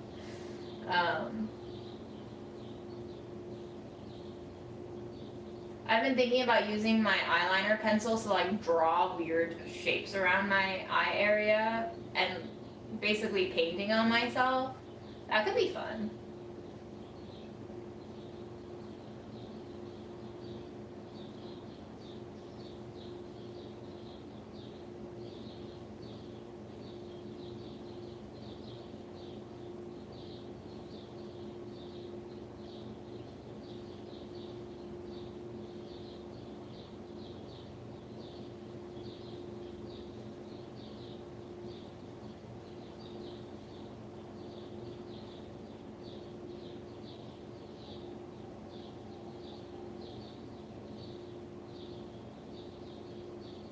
It's not so much that I hated the rejection of dating, it's that I didn't like they couldn't be honest with me as to why they were rejecting me. I mean, I think the person who got closest to telling me was just trying to like, well, I don't know. I shouldn't assume. But yeah, I don't know. Maybe it's too much to expect true honesty from someone that you hardly know. But I just feel like I felt really used in a lot of sense because I don't think the things that felt valuable to me was valuable in the same way to other people. My thought was, if we've slept together, then like you can tell me the truth, right? But clearly not. Like sleeping together doesn't really carry much value for a lot of people in our current society. And I guess it doesn't have to carry a lot of value in my own world either, but it does. Because for me, that's a level of intimacy that I think should have, right, in my brain, should have unlocked many other layers of intimacy alongside it. And so my brain was always like, well, if we're sleeping together and already on this level of intimacy, then like, why can't you unlock all the other levels of intimacy that for me should have led up to this level of intimacy? But I don't think other people structure their layers and levels of intimacy that way. And I think that was like a fundamental mismatch in a lot of ways. So I think I was just a little bit like shocked when I got broken up with in the ways that I got broken up with, because I guess I thought I attained a tighter level of intimacy, or like got closer to intimacy than was true for the other person. And so I think that was the most exhausting part, is to realize that actually they didn't really understand what this meant for me. And it just felt a little bit careless, and it made me really sad to feel like what I thought was valuable wasn't valuable to them. And I think after a while I just realized, well, if no one else values these things, if no one values what I value, then I might as well just live by myself and value what I value.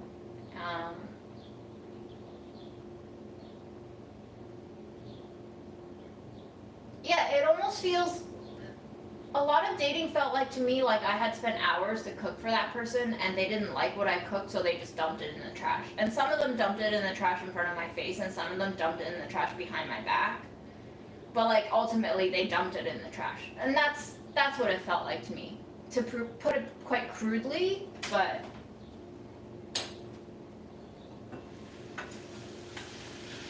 so now I'm just like, all right, I stay at home and I cook for myself, and I get to enjoy whatever it is that I cook, and I try to give myself the same level of, care that I once gave these other people, and it's time to heal myself by extending as much of myself to myself as I extend it to other people.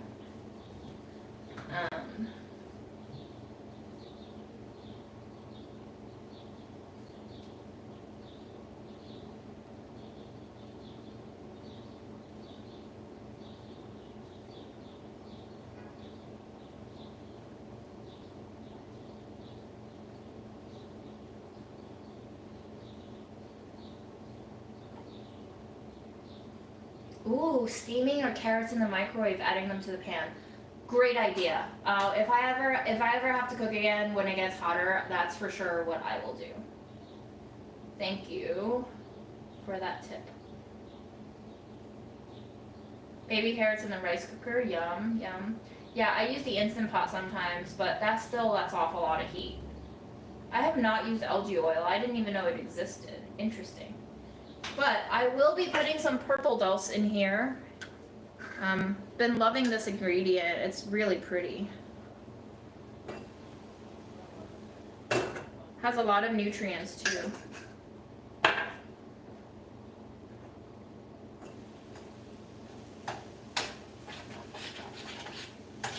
We got some nice caramelization happening now, but nothing is burning because the heat is so low.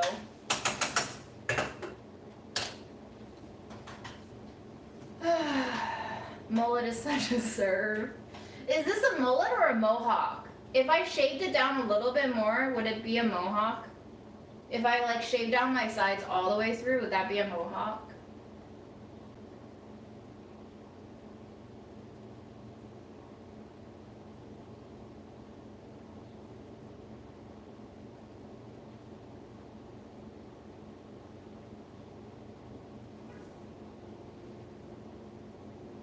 Oh, Kathy, that sounds horrible. Yeah, my doctor wrote me a referral for physical therapy. I haven't gone yet because it's exhausting to have to go somewhere and be told what to do with your body. And sometimes I just need rest. And maybe rest is better than trying to figure out what's wrong and like trying to cure what's wrong. Maybe all I need is rest, you know? But the medical runaround is so horrible. I mean, what you've been going through is just, that's so much. Going to all these people and getting scanned and getting injected and they still don't know what's wrong. Like, that's just, nobody's got time or energy or money for that. Not in America. Woof.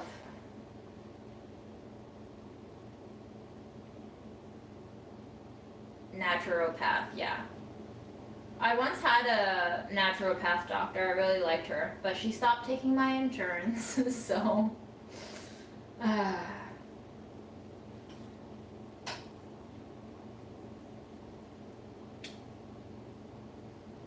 Yes, soy silk yogurt. Do you still have those in the stores around you? Because I don't anymore. But I remember when I used to live in Brooklyn, which was like almost 10 years ago. No, 12 years ago now. Wow. I had the silk soy yogurts. And that was before like the vegan thing took off, you know? But I remember liking those a lot.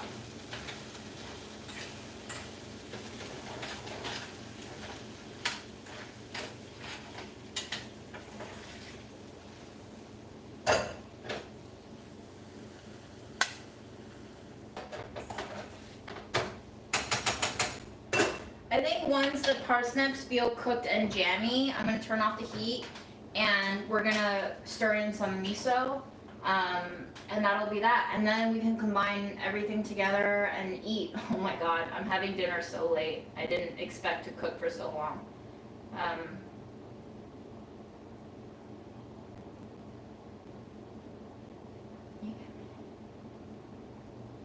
Ooh, I could make soy yogurt. Not worth it.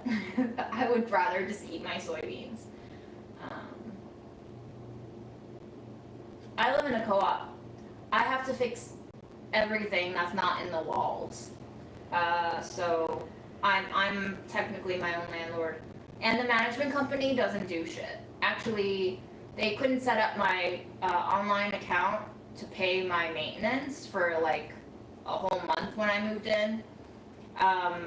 One of my front keys to the lobby door didn't work, and I emailed them twice, and they didn't respond. And it was my board president who like gave me a new key, but they harassed me for 72 hours with like 3 emails when my Palestine poster in the window got reported. So they care when it's anti-Zionism, but they don't care when you can't get into the building. So.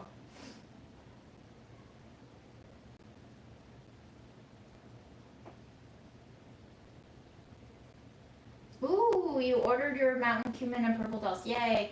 The purple dose is really delicious as a little snack if you like that oceany flavor, but it totally disappears in a smoothie and in stir fries. It's got like saltiness and salinity to it, but I've just been really enjoying it. It took me a while to like it, but now I really like it. It's so fun and beautiful. So I hope you like it too. And if you don't, reach out to customer service. They'll give you store credit so you can buy something else and try something else.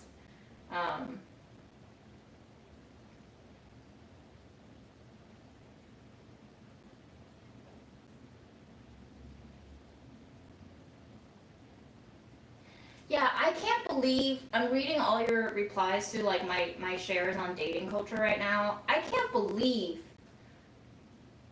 I mean, I can. What am I saying? I lived through it, right? But I was like 33 to 35 when I was dating. And I still got roped into these guys telling me I wasn't having sex with them fast enough. You know? And like in that time, I was like, all right, I'm ready to experiment sexually. Fine, whatever. You want sex? Let's have sex. But like, looking back, I was like, what did that actually accomplish? You know, like, I gave them what they were looking for, which meant I didn't have time to look for what I was looking for. And so dating taught me a great big lesson in terms of how I tend to put others' interests in front of my own, which is fine when it comes to extending it to people that you love and trust. But like, I was loving and trusting near strangers at this point. And so I think it just comes with lack of experience, you know, because I was in one relationship for all of my 20s. And I had basically imprinted this idea that all relationships can be that mutual trusting sort of dynamic. And 2 years of Hinge quickly taught me in real life that no, it doesn't always work out like that, and that no, people don't always have the same values, and no, people won't always be transparent with you, and no, people won't give you what you want if you always give them what they want first, because they get used to you giving them what they want first. So in a lot of ways, I was the one who hurt myself. And I think I needed those 2 years of Hinge dating to understand to what degree I had gotten so used to this way of operating that simply should not be continued anymore. And I think it was necessary for me to go through what I went through, which is why I only half regret, you know, these choices, because I think it was necessary for me to go through these experiences in order to fully actually integrate learnings together to understand why it is that my mom told me not to do A, B, and C, you know?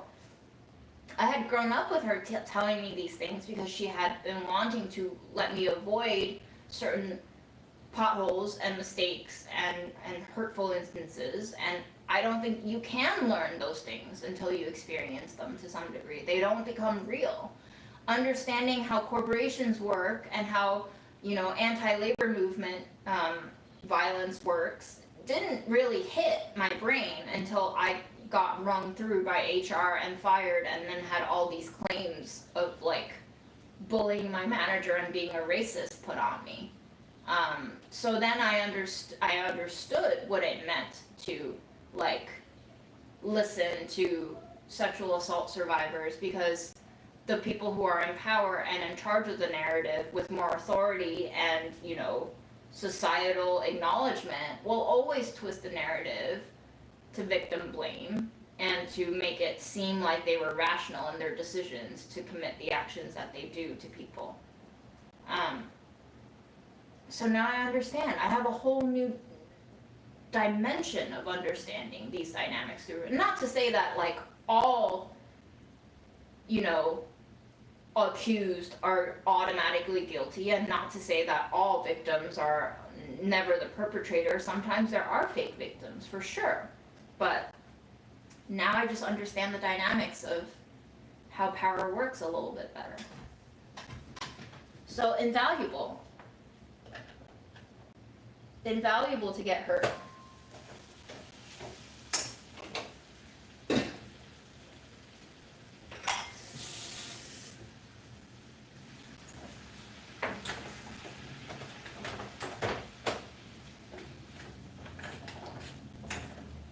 I dropped in about a tablespoon of water because the bottom has started caramelizing, like really brown. It's not burnt yet. We cooked just in time, but I've turned off the heat.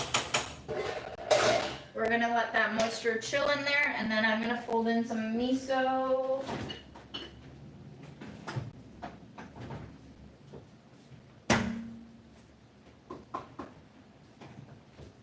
Let's cut up some of our fennel too for this dinner salad we're about to have.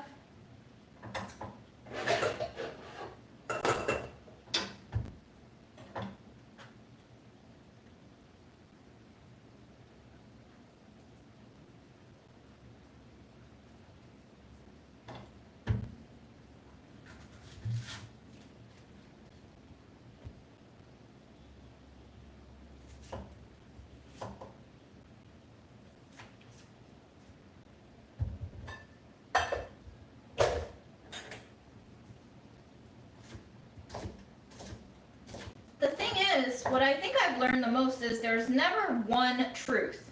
There's always bits of truth in everything. Did I bully my manager? I think in terms of power dynamics, I don't think I did. But did I make him feel uncomfortable? Hell yeah. Hell yeah, I did, you know? But was that all because of something that I did? Or did that have chemical reaction to how he viewed himself in the workplace and in society in general, and what he felt about being spoken to in that way from someone that he was supposedly managing, you know, like, is there truth to everything? To some degree, yes, but there's always lies to everything too. So it's just a combination of kind of like taking in different news from different sources too. You have to kind of put together the jigsaw with different pieces provided by different sources. New York Times is biased, Fox News is biased, The Intercept is probably also biased, who knows, you know? So if you only trust one source for everything, there's always going to be some degree of misleading. And I think no matter how many sources you consult, there will always be misleading things because there's just so much unreported, unsaid, unrevealed. So you're always making assumptions, right? We're always operating off of certain assumptions. But if you keep in mind that you are operating off of assumptions and acknowledge that, that's a totally different outcome than if you were to say, no, I'm 100% right and you're wrong, which I think is where America's at now. There's a lot of, no, I'm right, you're wrong. There's a lot of, no, you're wrong, fuck off. There's a lot of, like, you deserve what you deserve. And it's just really sad. It's really sick sometimes. There's no conversation, there's no exchange, there's only punishment and this kind of like exertion of paternalism functioning in all of our relationships, not just the institutional ones, but also the personal. And just makes me sad.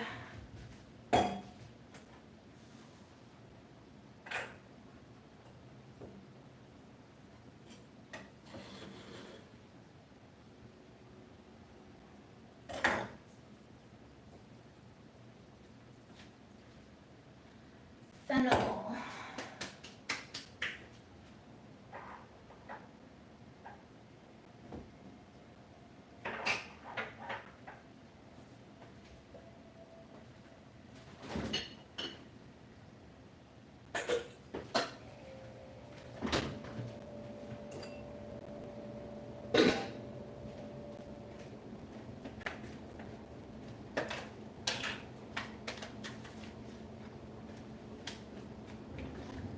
Miso.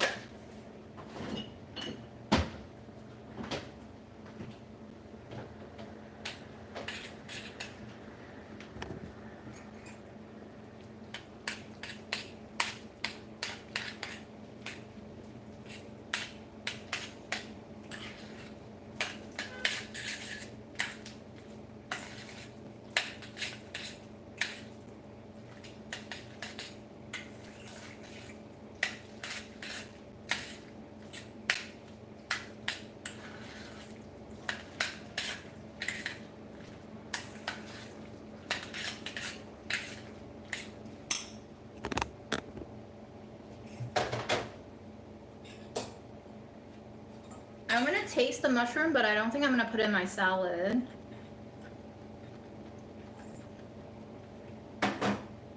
That's a mushroom. I think I'm gonna put in a little bit of tofu.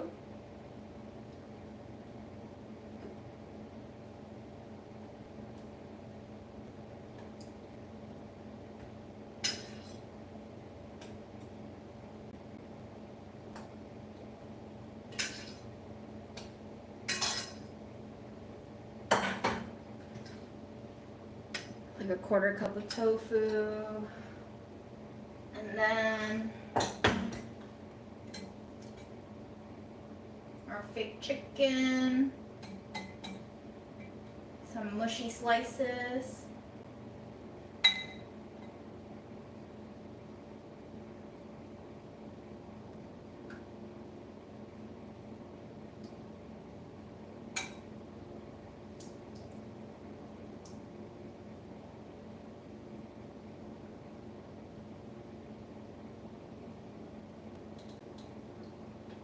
I think I should actually marinate this in something, maybe, to make it tastier.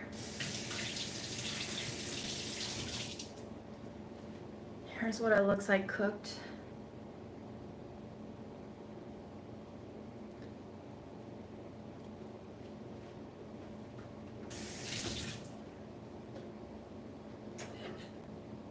Some of our vegetable mash.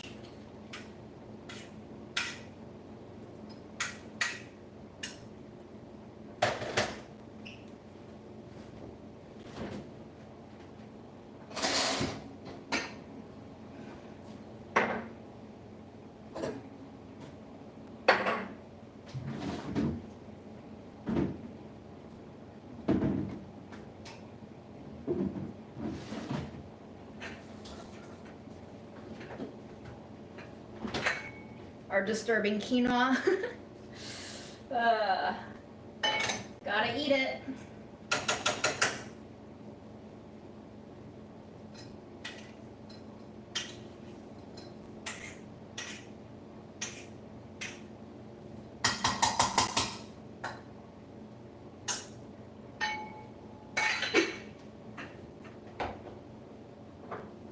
I boiled some soybeans too, so we got triple soy going on in the salad. And then finally, I boiled off some of the, I forget what you call these. Cognac noodles. I'm gonna chop a couple of these up for texture.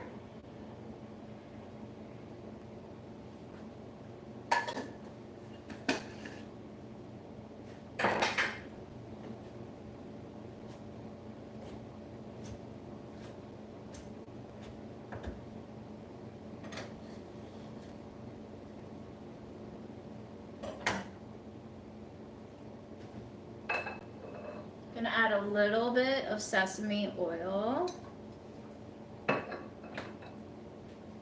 Give that a mix. Guess what? I have to pee again. So I'm gonna go do that after I mix this in. I think we're gonna need a little more seasoning, but looks pretty good. See, once the quinoa is mixed in, I'm like, all right, that's fine, whatever. But it's like looking at the mass of quinoa that like bugs me out to no end.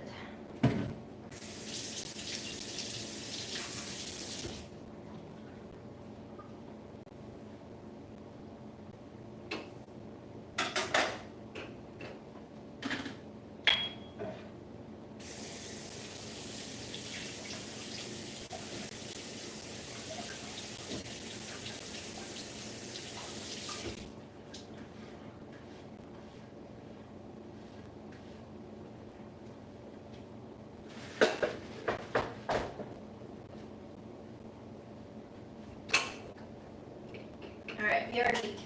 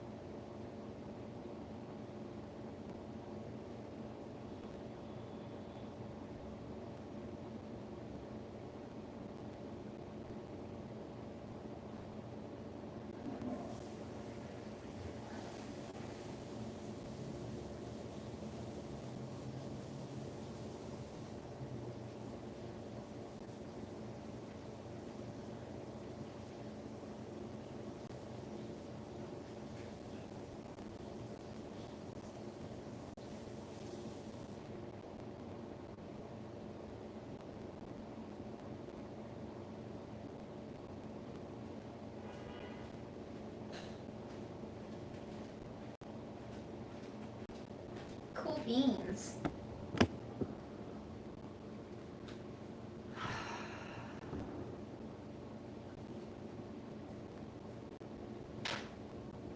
Oop. Okay. Reading your comments. Oh my gosh. My favorite time of night. Of every live. Reading your comments.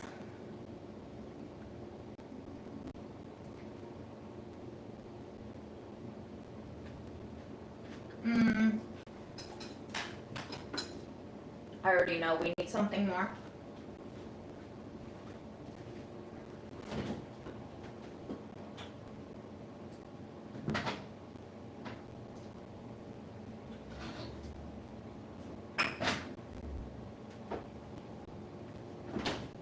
Maybe some of this harissa.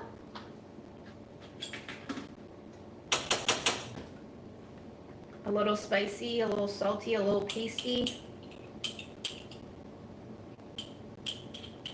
I could just probably use more miso too.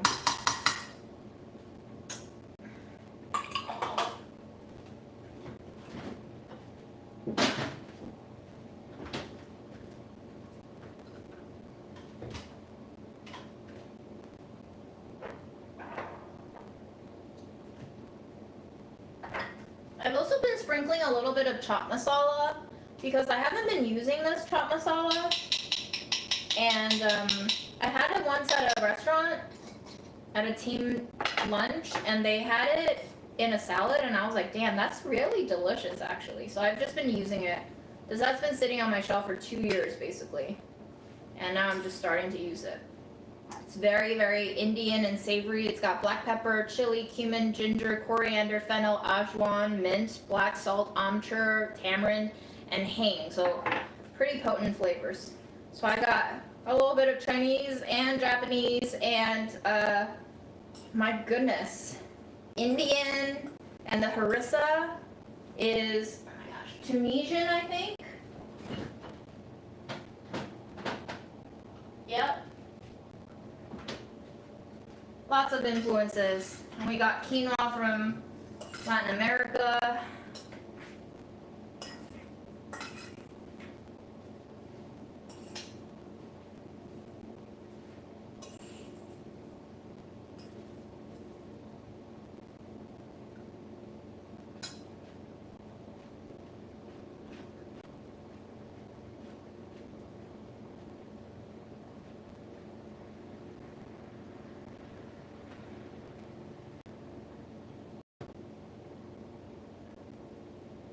Hi, Lando.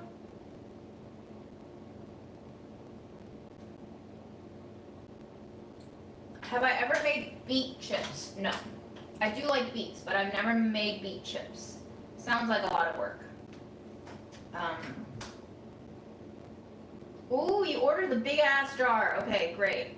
Actually, the big containers have been selling super well this year, and I feel like it's become more of a trend as we go into an economic downturn because they're basically like double the value.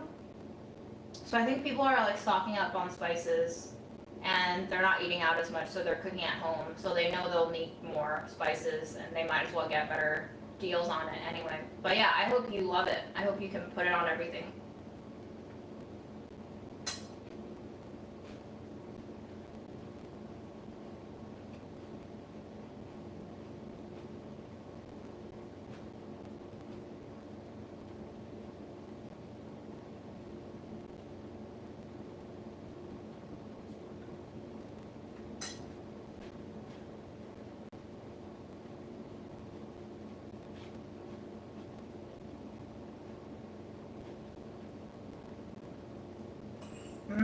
You're a furikake freak. It doesn't have as much crunchies, but it definitely has that seaweedy component. You might need to add a little more like fishiness to it, because I feel like furikake has a lot more fishy, shrimpy flavors. And sesame, ooh, putting sesame with the dulse would be amazing.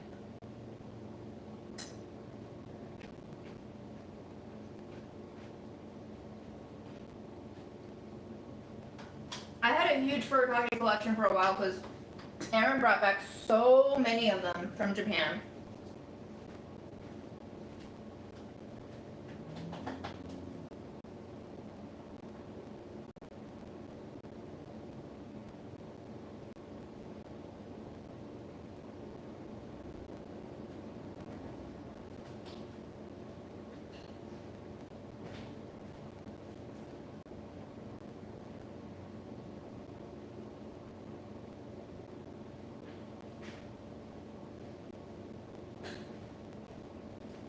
But if you like furikake, I only have a test batch of this. I never got the final product because I didn't need it. But Peter Song had a collaboration with us. It's called Feeling Snacky, and it's got like a very furikake inspired feel to it. It's spicy and a little sweet. It's got sesame, kind of smoky too. Thank you for reminding me. It's really great on all these salads.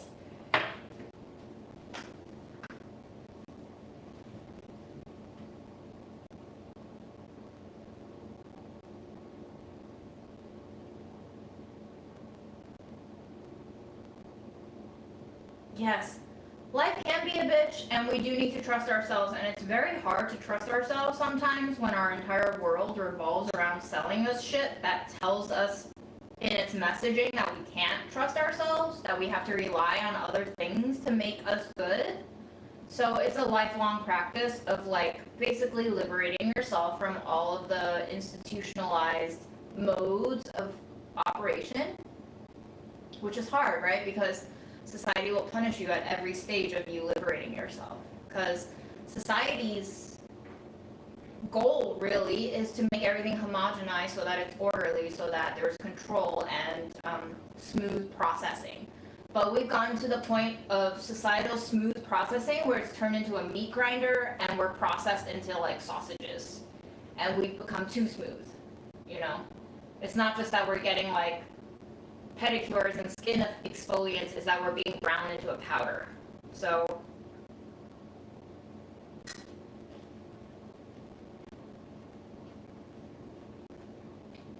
yeah, Jennifer said your relationship and work experience is common in the autistic experience. We are often misunderstood and our honesty isn't appreciated. And that's actually why my college friend was like, have you considered you might be autistic? Because she like saw me kind of get fired, and it was like a year after that I had gotten fired, and I think, you know, October 7th had just happened too, and I started posting a lot of Palestine stuff, and just the way that I've framed the whole thing around justice, she was like, maybe you should look into it.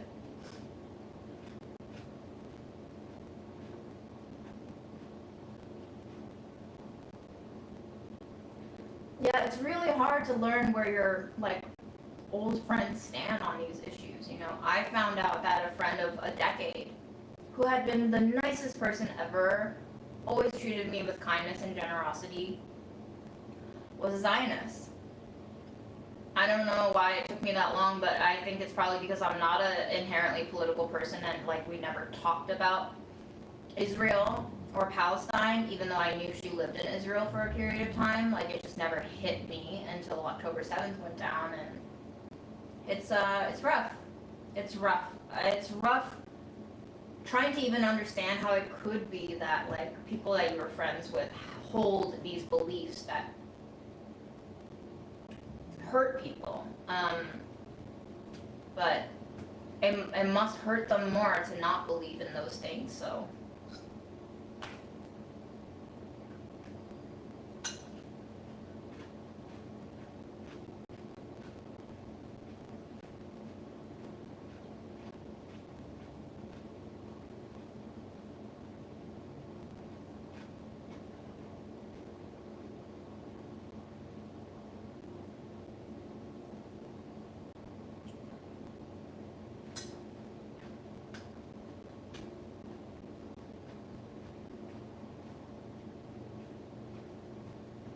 Congrats on your bachelor's. I hope you get to go places that you want to now. With that degree. I've never even had to use my degree. Nobody's ever asked to check my diploma.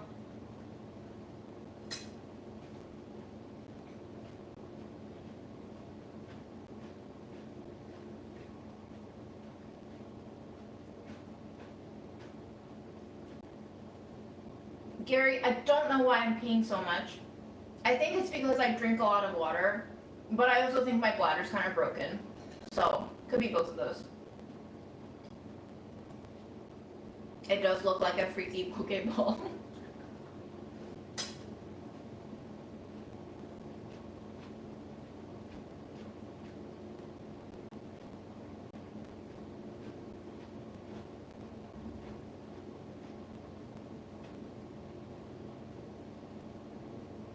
Why did I get recommended a vegan channel? LOL.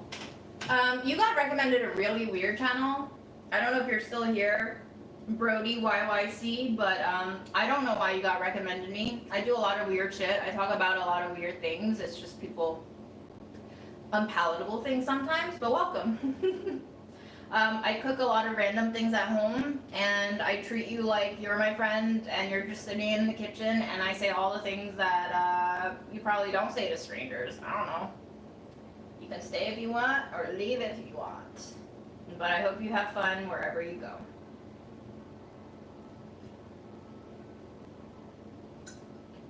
Yeah, some people say high cholesterol isn't a bad thing, but then some people also die from a heart attack when they have high enough cholesterol for a long time. So who knows, right? A lot of these medical standards and rubrics that we follow are like not really applicable to 100% of the population because they were tested on a very select portion of the population, usually white men. But a lot of the more horrendous experiments were tested usually on people of color. So it's very skewed. The info and the data that we have is very skewed. And so this is sometimes why medicine doesn't actually help you, and it might actually end up hurting you. And when we look to medicine and healthcare as a irrefutable science, it can do a lot of damage.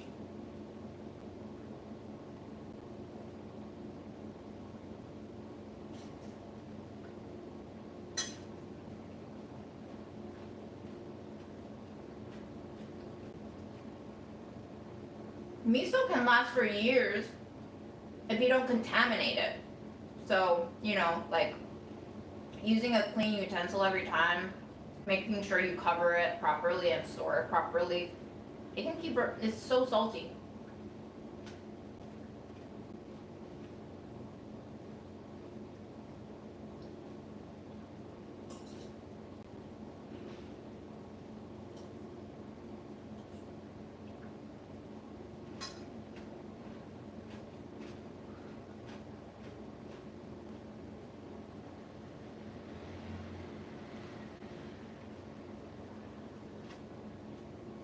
That quinoa has so much grit in it.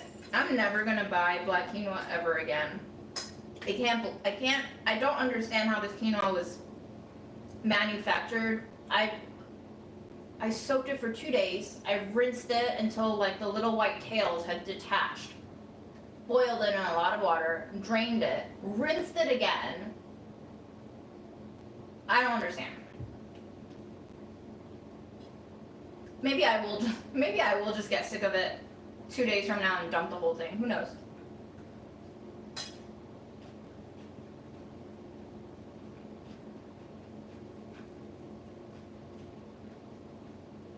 High LDL isn't bad. Well, my LDL is very high right now. It's like 155.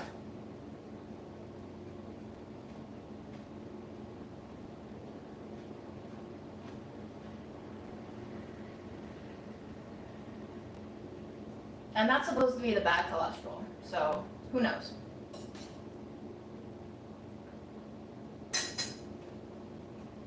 Wow, you made miso from dates and pine nuts. That sounds so interesting.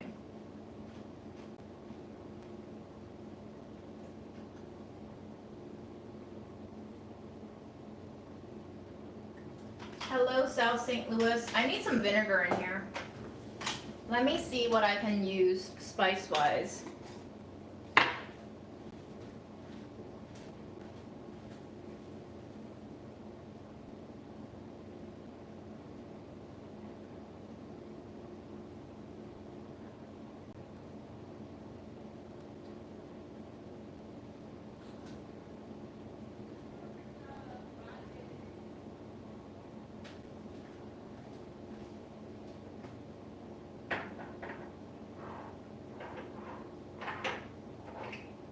Okay, I'm gonna put a little bit of anchor, which is dried green mango, and a little bit of hatch green chili. This isn't really spicy, it's just like fruity and peppery and smoky and really delicious. One of our new launches, super popular right now. I guess everybody's into hatch chili. And then some sour mango for vinegary vibes.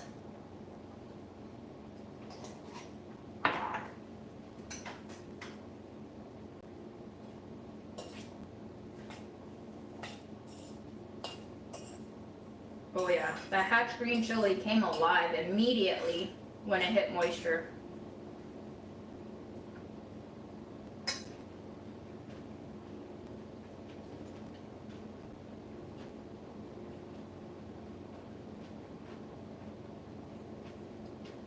Okay, Jonathan said trusting myself is something I struggle with. I've been demonstrated to be very fallible.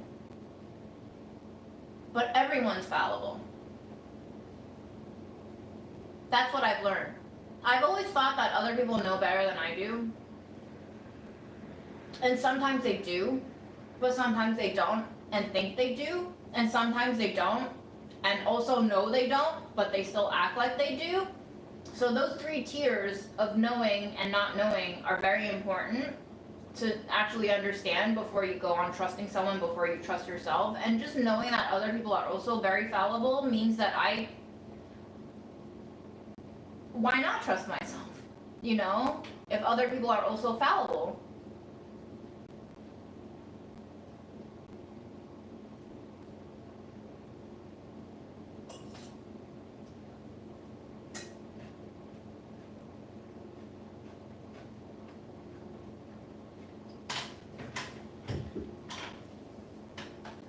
Brody, I hope you're joking about the anti-Semitic comment. I hope you are. Let's not conflate the two right now.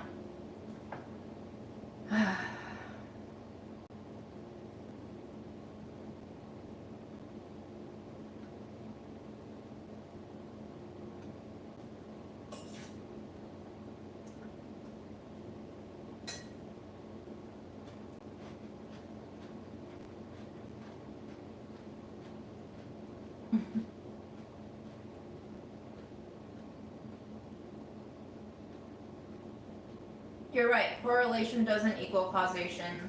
A lot of health things are like that. A lot of studies are like that. They confuse correlation with causation.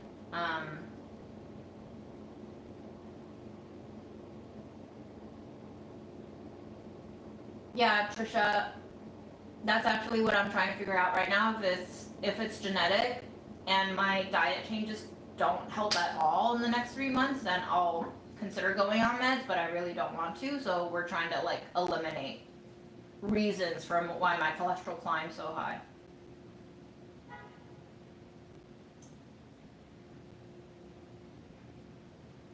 No, the black quinoa was really soft, especially after I cooked it. So I don't know if baking soda would help, but maybe. Somebody actually, I forgot to do this. Somebody said they soaked it with salt. Maybe I should have tried that, but I forgot to.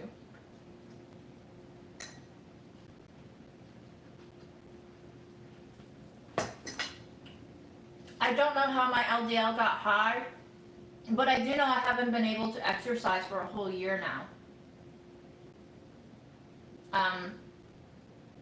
I've been struggling with long COVID before last year, but last summer I also got mono, which then brought up my autoimmune kidney disease from childhood, and my health has just been on like a really bad crash in the last year, and so I haven't had enough energy to take walks sometimes.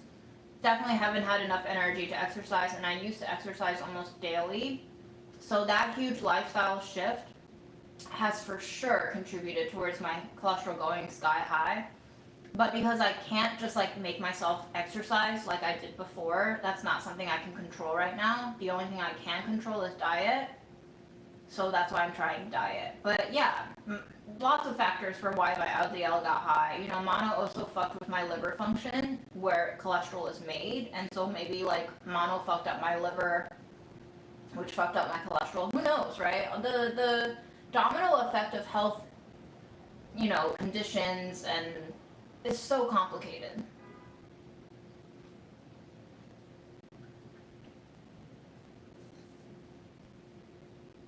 My mom loved pine nuts, by the way. She thought it was like one of the healthiest things to eat ever. So I hope your pine nut miso is delicious, because it sounds delicious.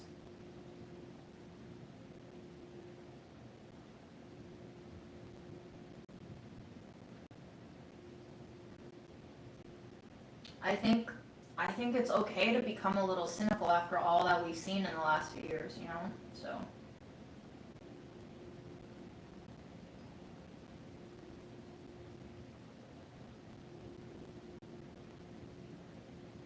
Red rice yeast. Okay. Well, we'll keep at it. I have incorporated psyllium husk into my smoothies. I'm going to incorporate some red rice yeast into my salads and cooking. Here's a little more. It's a beautiful color. It's like a ruby magenta red.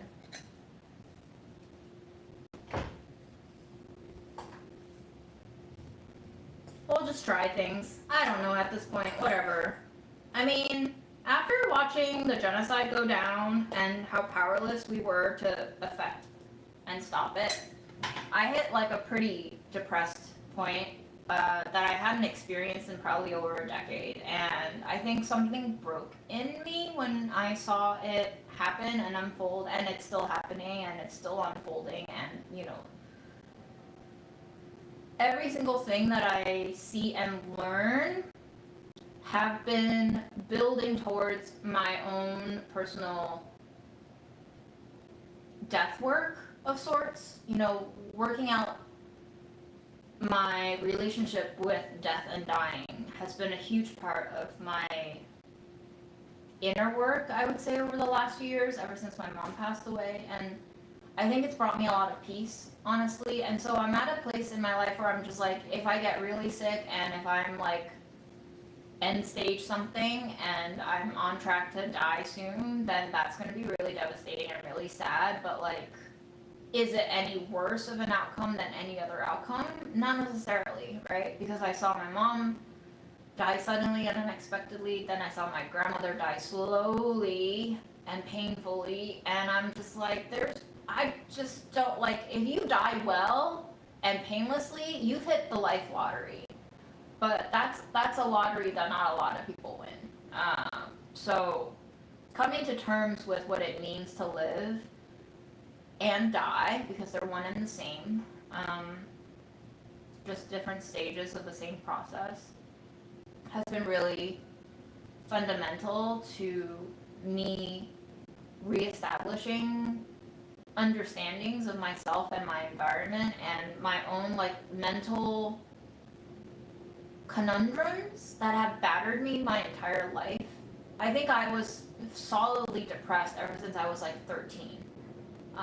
And I think it's only in the last 5 years that I started learning about different things that could explain the ingredients that go into this depression. And depression is just like an umbrella term at this point, sort of like long COVID, sort of like lupus, right? These are just names that we think are diseases, but are actually just an identity label to say something is wrong, right? Something is wrong with the way the virus attacked your body and didn't leave it, and so your body is still trying to clean itself of this virus invasion. Something is wrong with your autoimmune system where it's mistaken your own body cells as enemies and is trying to attack your own body while saving your own body. Something is wrong with the way you exist in society because something fundamental about the society does not work with you. So maybe you're broken, but maybe society is broken, and it's really hard to say who's in the right and who's in the wrong, and maybe it's irrelevant to say who's in the right and who's in the wrong, and maybe the task at hand is to figure out how to survive, if that's what you want to do, with as minimal amount of friction and pain and suffering as possible.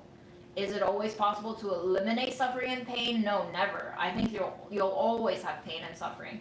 how do you minimize it given what you have to work with is the question. And that's to a different degree to everyone. Not everyone can get to the same degree of elimination of pain and suffering. Like if you're in Gaza right now, I just don't even, I can't imagine.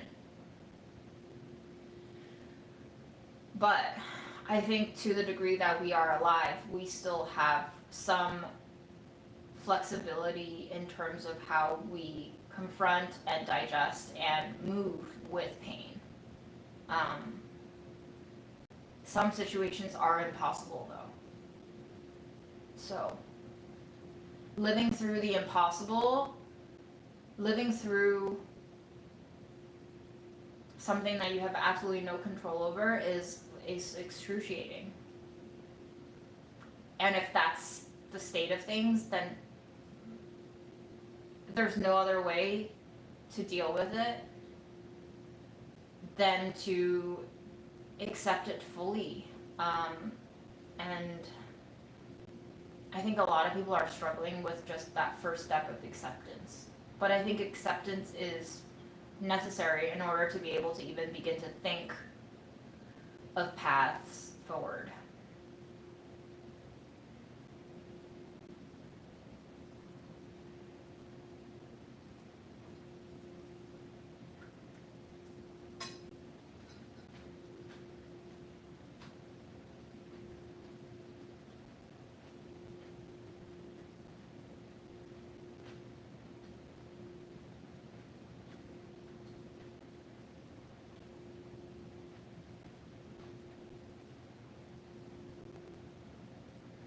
I mean, a carnivore diet would not help with my cholesterol.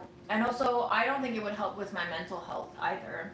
I feel really sad when I eat meat, most times. I think if it became a part of my diet, like a staple part of my diet, I would feel so much guilt, and I think that would wear me down mentally over time too. Mental health is a huge part of staying healthy as well, so.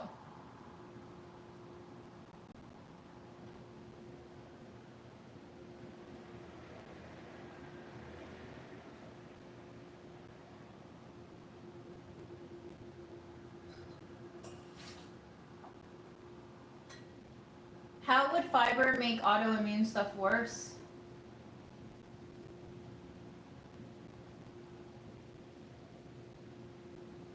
I haven't heard about the relationship between dietary fiber and autoimmune stuff. There's a lot I don't know.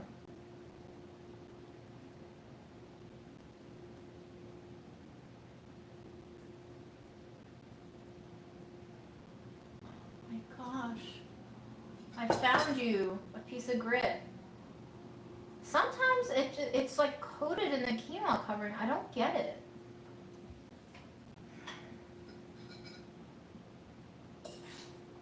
I have not considered growing microgreens, no. Sounds fun though.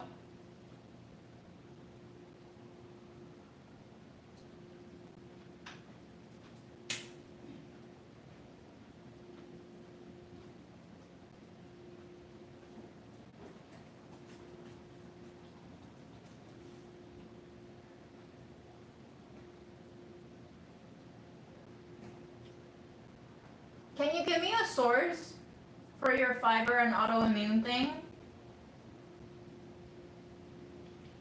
Because I googled fiber and autoimmune and the front page is all about how fiber helps autoimmune issues. But you let me know where your sources are. Memo is alive, but he hasn't been doing well this week. The heat wave really sucked it out of him, and he threw up like 3 days in a row. He's been pooping fine, but he's also had diarrhea, and he's not really open to eating a lot of food right now, so I'm keeping an eye on it. And I'm trying to give him lots of pets, but I don't think he's feeling very good this week.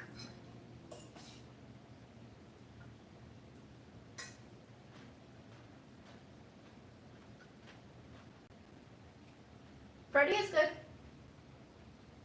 He's a good boy. He's a pudgy boy.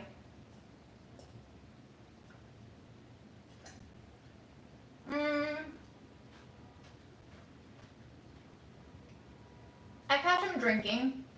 He pees at least once a day, except on the hottest day, he didn't drink or eat much at all. So he didn't pee that one day. I was a little bit worried, but he's peed every day since. I've been trying to get churros into him, but he's very addicted to these freeze-dried meat lollipops, which obviously dehydrates him. So it's been very difficult trying to like get food into him, but also hydration into him. He's kind of like stopped eating the churros, which is, so sometimes I pop open wet cans of food for him, and he'll just like lick up the gravy. And for me, it's better than nothing. But yeah, this little guy's a little tough to take care of. Haven't met such a picky eater. He's very autistic. He has all the signs of autism for sure. Hi, Nez.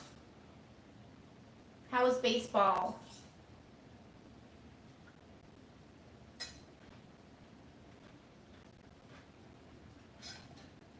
Stress will kill you for sure. I think that's how my mom died.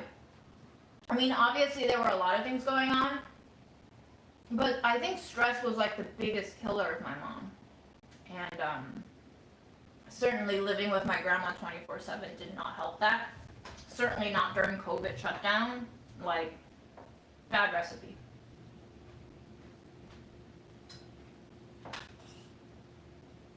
Yeah, drinking too much is also a sign that something's wrong too. That's what my vet told me. It's hard. It's hard. But my vet also told me that Memo was gonna die back in January, and he's still alive, and it's almost July. So all of this has just been extra time with him. So I'm just trying to make life as easy for him as possible, and it's not always easy to do that, but we try our best, day by day.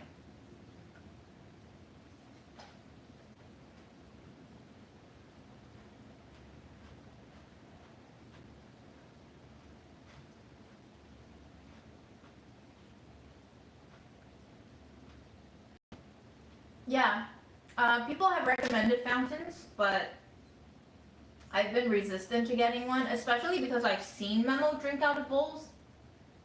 He was doing a really good job drinking out of bowls, and I have 4 different vessels of water for him. But yeah, maybe I'll get a fountain.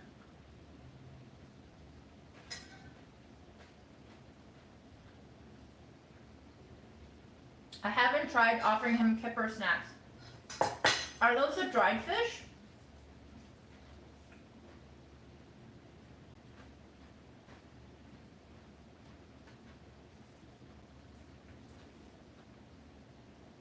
He doesn't really seem to like healthy stuff. He really likes the like really super processed stuff.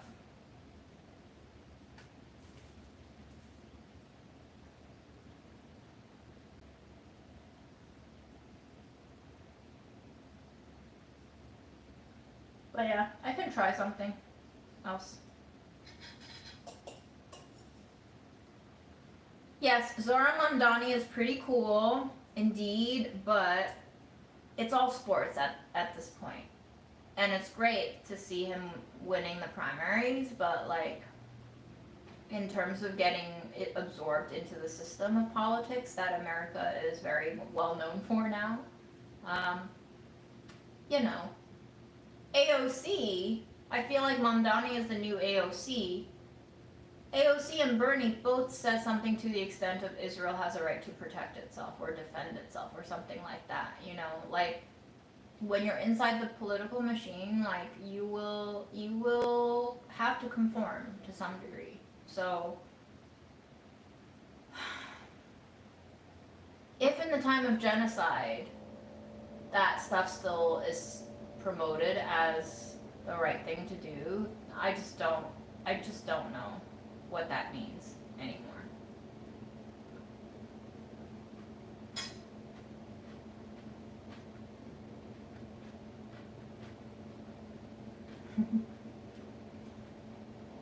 Your cat sounds amazing, Jennifer. I love that.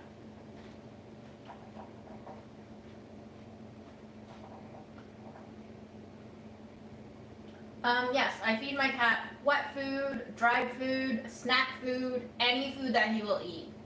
He came to me super skinny and he was already like 13, 14 by the time I got him last year, and he's just gotten pickier and pickier with food. I spend more money on that guy's diet than I do on my own because most of the time I buy like $100 worth of food and he'll eat like $20 worth of it if I'm lucky.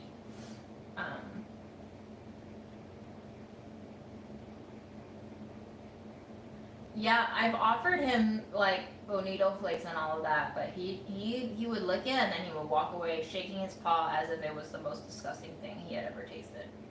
So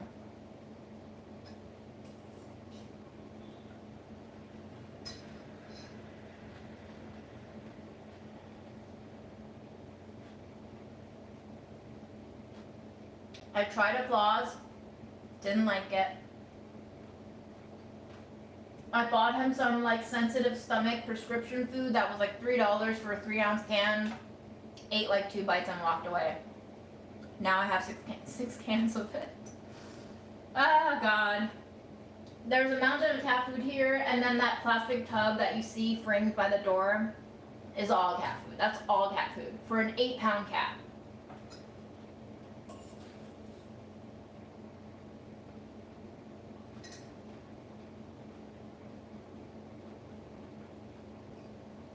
Boiled quail. I made him boiled chicken once. Nope. Made him boiled salmon once. Nope. So I'm not gonna make him anything that I'm not gonna eat, because if I end up going around town buying quail, cooking it for him, and he rejects it, what am I gonna do with that? I'm just gonna go cry in a corner until I fall asleep. Again.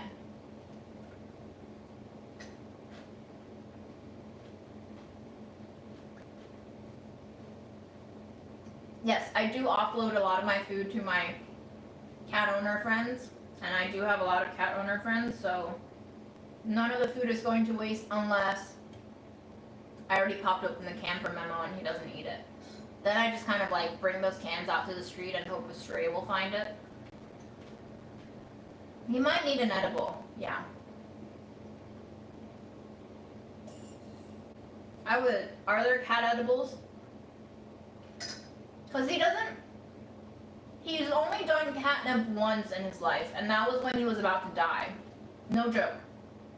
I offered him catnip, 3 different kinds, when I adopted him last summer. Didn't touch him.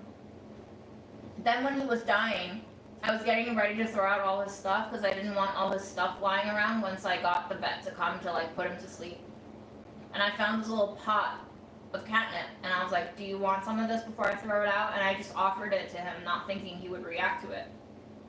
And he got up, like he was on the couch and just like wasting away. But he got up to sniff the catnip, and then I sprinkled that little pot on my sofa where he was. He rolled around in it. I was like, what is happening? You've never liked catnip. He rolled around in it, got really far away look in his eye, and then 2 hours later he was eating something for like the first time. And then he didn't die. So that was weird. I bought him a huge can of catnip after that because I thought, oh, you're into catnip now, you're a catnip girl. Nope, didn't touch it. Beats me.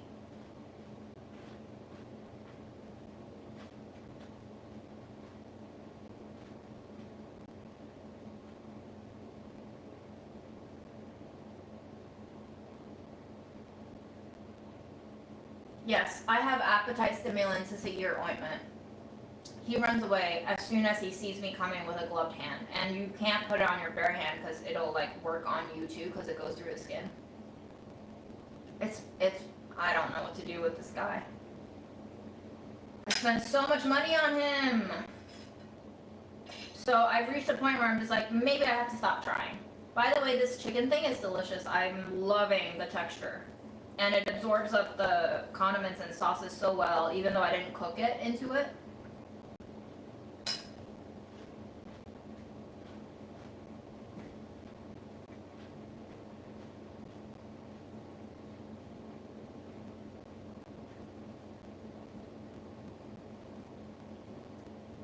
good luck. With a syringe, he's gonna run away before I'm even on the bed. If he sees me coming with a Q-tip, he runs away. If he like smells something's off, he runs away. He's so hypervigilant and sensitive and neurotic. It's impossible. I'm so surprised that he got the antibiotic pills down. I hid them in a treat, and he managed to eat all the treats that week that had that pill. But as soon as he was done with the week's antibiotics, he stopped eating that treat, even when there was no pill in it. So that was magical. Honestly, when Memo was almost dying in January, I felt like there were a lot of moments that were like magical. The weed, the catnip moment was magical. Him getting the antibiotics down, despite him rejecting almost every other medicine, was magical. I don't know. Yeah, exactly. I don't want to torture him in his last days. Like, if he's actually dying, then I just want to give him treats, and I want to pet him, and I want to hear him purr. I want to feel like he likes his time. And that's also how I'm treating myself. You know, like, if I do keep declining in terms of health, I just have to enjoy the days as much as I can and stay on track with the values that make me happy, and that's what life was always supposed to be about, no?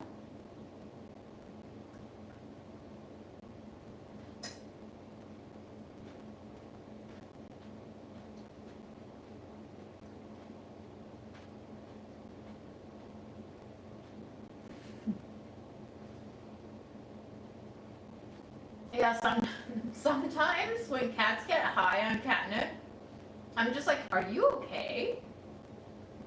Do you need me to do something right now? Like, you're okay, right? I do worry for them when they get too high.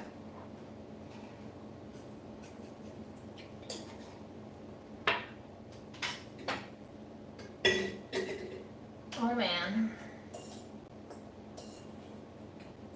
I'm really contemplating throwing out this quinoa now that I've suffered through making it, because I think I've had enough of grit and bugs.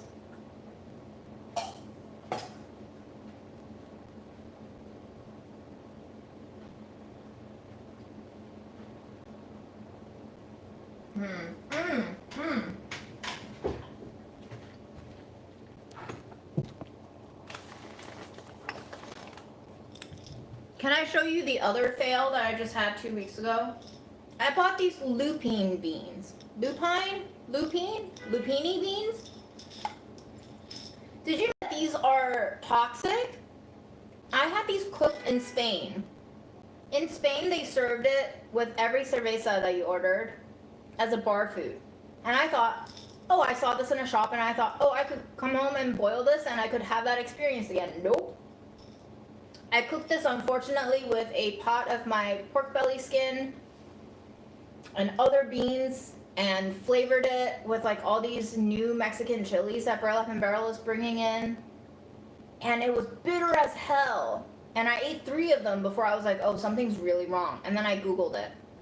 And I really should not have swallowed those 3 beans, because apparently you have to go through days of soaking them and cooking them and draining them and cooking them and draining them and cooking them and draining them until they're edible.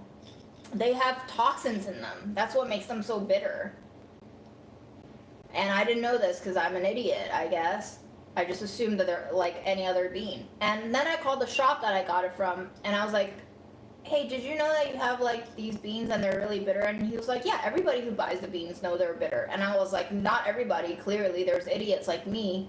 And I didn't say that last part, but I was like, would you consider putting up a sign that like alerts people? And he was like, everybody knows. And I was like, all right, well, I'm glad I didn't die, but I could have. But yeah, I will save these for my enemies one day.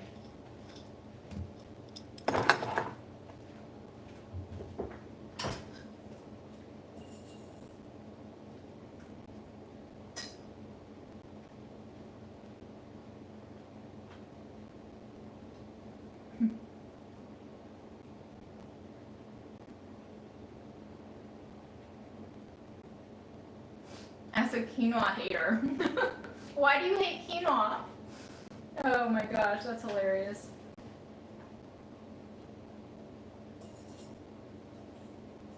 Yeah, and there are people who actually cook these beans. I'm just like, bro, who has time to do this shit? You're soaking them for like 10 days, and then you're cooking them for like another 10 days. So next time I have a yearning for, you know, reliving my Spain vacation days, I'll just go buy them. But yes, word to the idiots out there like me. Don't buy those beans unless you're ready to fuck with them for a month before they're ready to eat.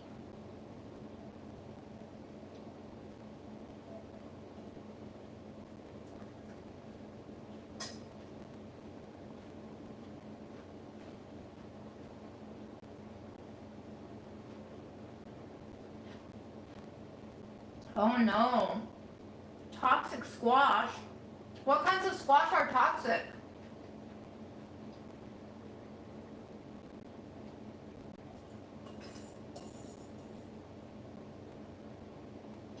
But yeah, apparently you can actually die from those beans if you eat enough of it.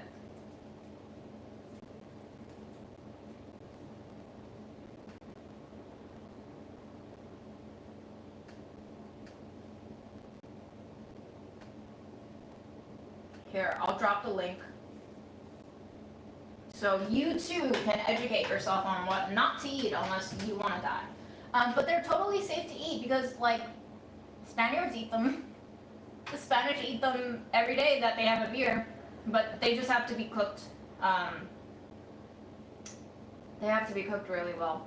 And that Wikipedia page says that low alkaloid cultivars called sweet lupins have been bred and are increasingly planted. And I called up the shopkeep and I was like, sometimes there's like sweeter variants. And he was like, no, there's no sweet lupine beans. And I'm like, okay, well, good talking to you, bye. But that's the bean.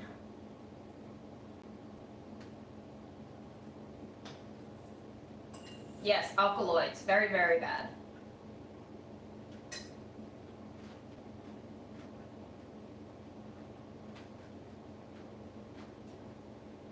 Brody, are you sent to us by Big Meat?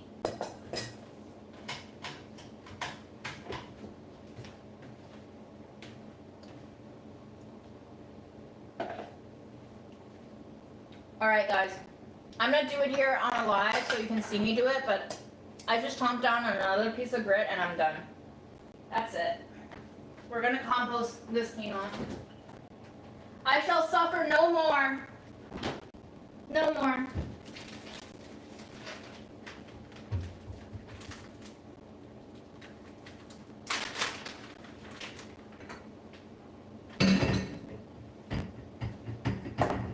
Goodbye, quinoa.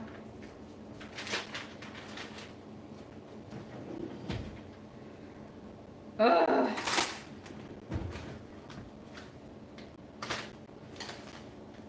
I tried, but it's not working. And this is just like Hinge dating, you know? I had to try it a few times. I was like, oh, the first one, fluke. I didn't cook it right. Second time, I'm gonna pay more attention to it and give it more effort. And then the third time is just like, nope, that's it, we're done.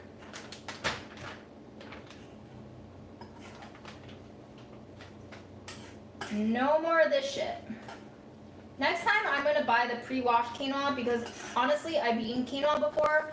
I've never had this experience before. So this is just a very bad batch. All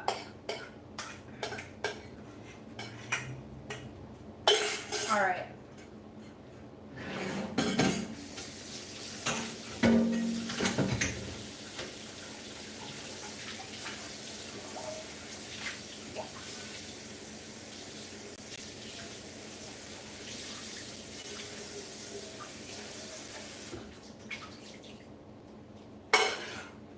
I'm proud of myself, and I hope the folks who get my compost bag don't freak out, because I totally would.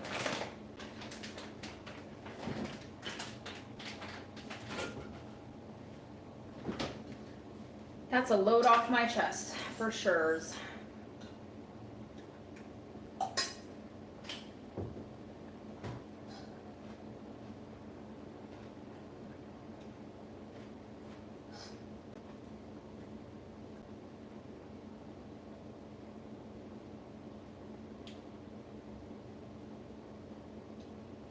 Oh my gosh.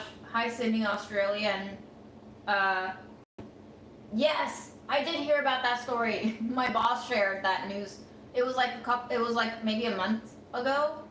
I feel like my boss shared a news story about a lady who poisoned her family with mushrooms, and she served herself a plate too, but like on a different colored plate. And apparently, one of the dinner guests were like, "Did you run out of silver? Did you run out of like plates?" But I guess she saved herself like normal mushroom plate. Wild. Did she get sentenced?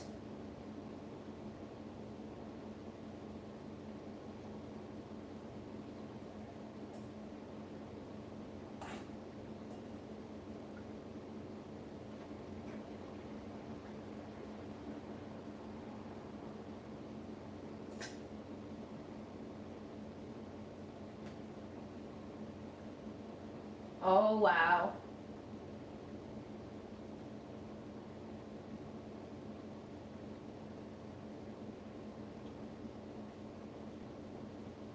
Do we know why? Do we know why she wanted to kill everyone?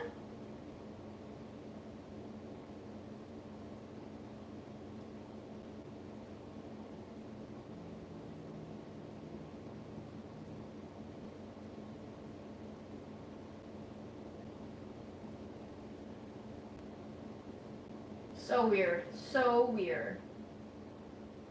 So weird.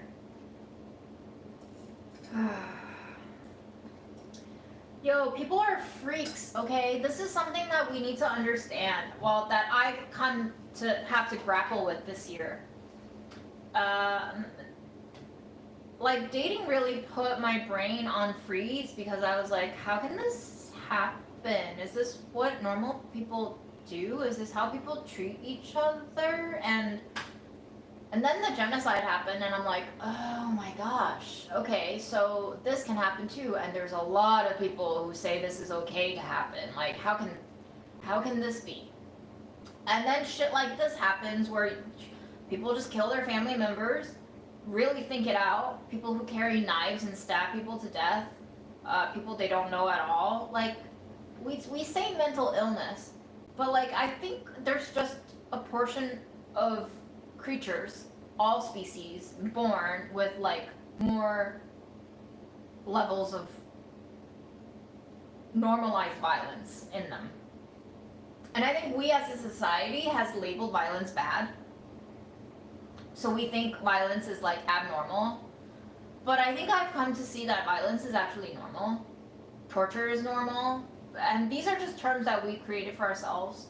You know, like rape in nature is normal too, I guess. Because just, I don't know how consent goes down in nature. And so I think we've built up this whole fairy tale narrative of how humans are more elevated as a species because we're more intelligent.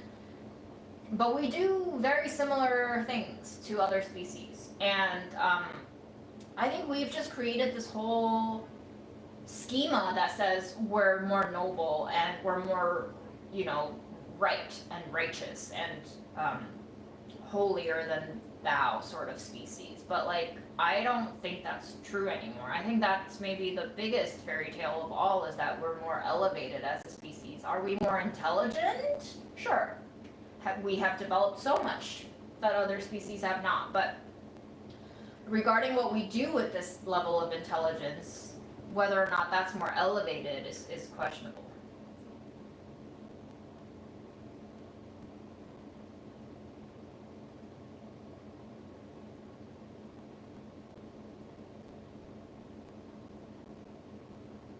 Yeah, bad and normal are not mutually exclusive, for sure.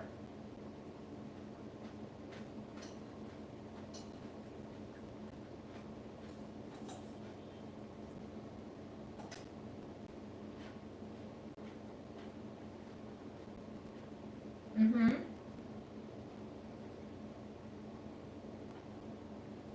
Possums do seem nice. Possums seem like role models. They look scary, but they're actually really mild-mannered. Um, they're like impossible to infect with rabies, so they're like kind of invincible. Um, they don't look very palatable, but they don't really seem to do much harm. And maybe that's what people are too. Maybe the more palatable people look, the more harm they can do, because that's technically a type of currency in our society, is looking good. You know, you've heard of pretty privilege. It gets you places, and people never think if you look handsome enough that you could be like a serial murderer. But several serial murderers have been very charismatic and handsome. So.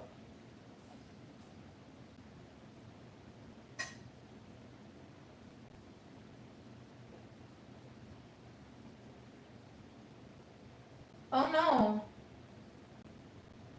They killed chickens.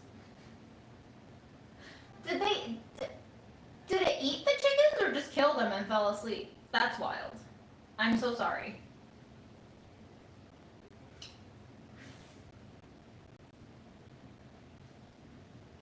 But I also think that American possums and Australian opossums are not the same. I think they're different. I'm talking about the American one. The American ones look uglier.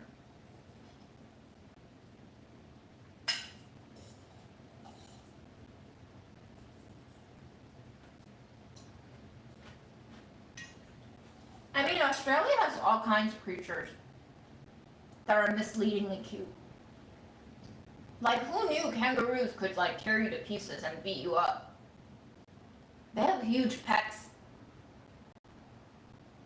Their thigh muscles are like the size of my torso. It's wild.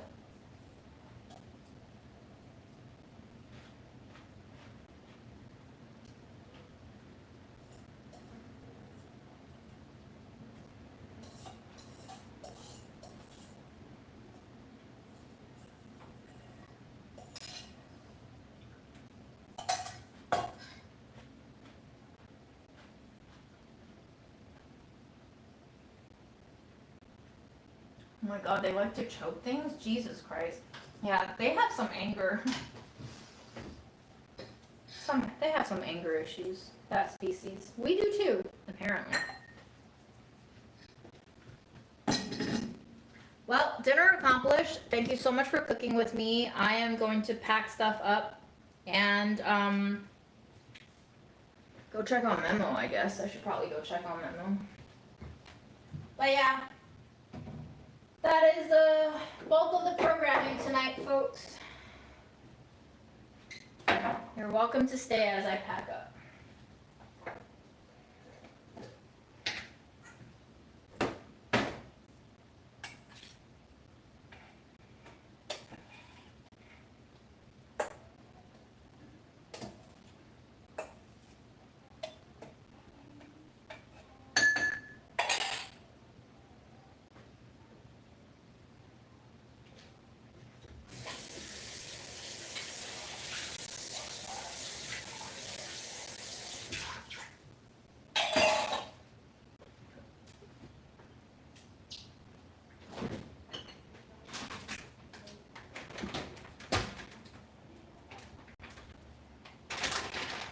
We can get a Memo update, but I think he's hiding in his little cubicle. But yeah, if you want to stay, I'm happy to go see where he's at.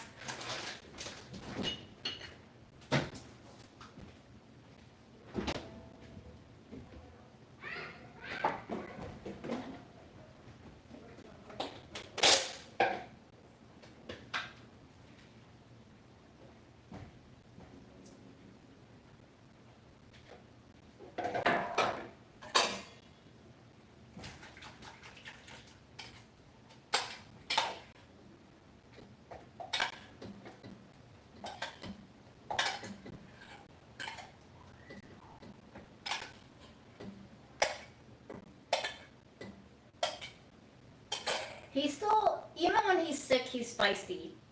I was petting him today as I was falling asleep, and I guess he didn't want to be pet anymore, and he doesn't let me cut his nails, so he swatted at me, and he snagged this whole piece of skin off me. Oh god.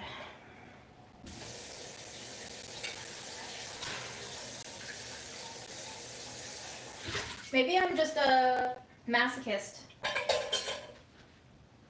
Maybe I just keep looking for punishment in various ways.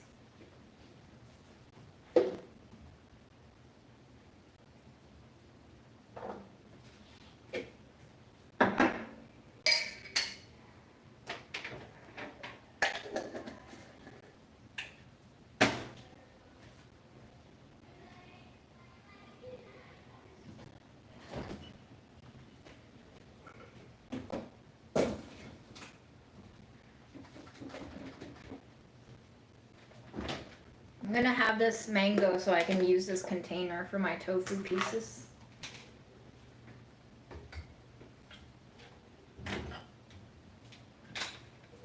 My fruity snack.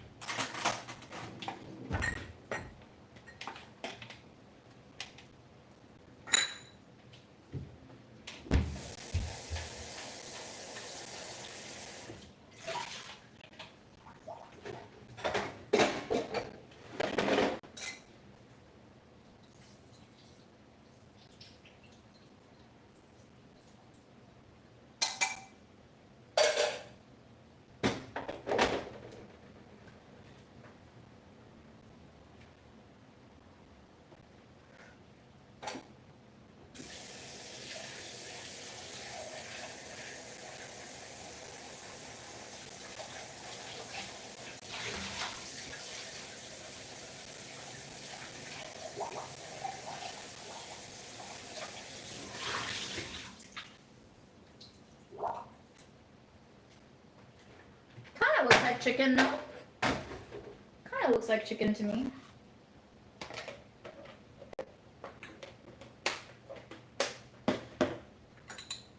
Also, mango is delicious. I just needed an excuse to eat it.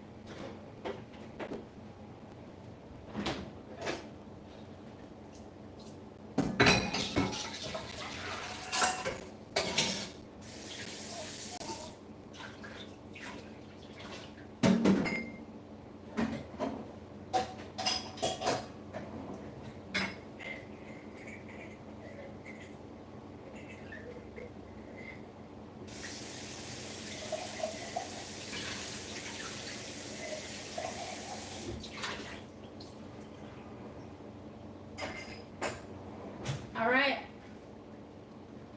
Let's go see where our little boy's at.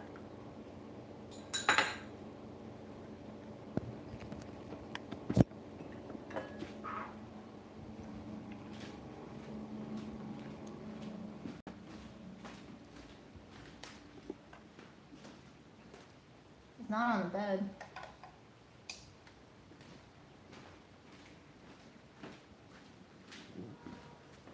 Are you in there? Oh, you are. You want to come out, baby?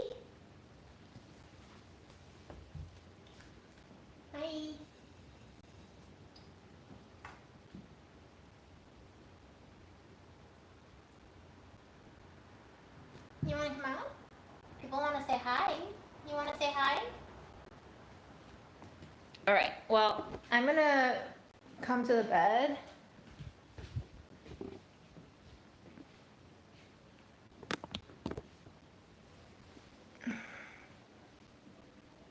There he is.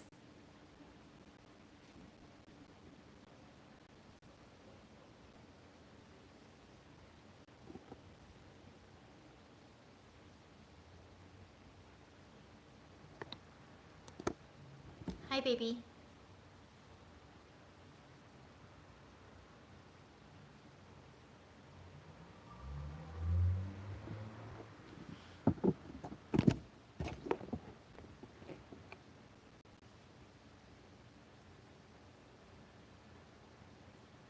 How you feeling?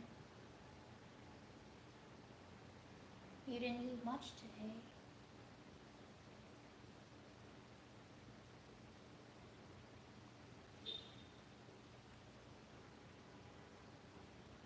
Like pets? Yeah.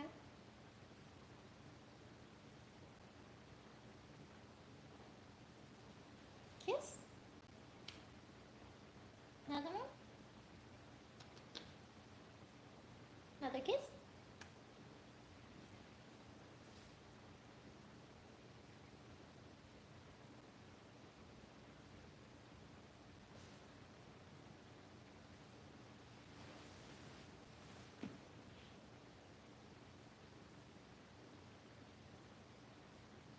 Hey.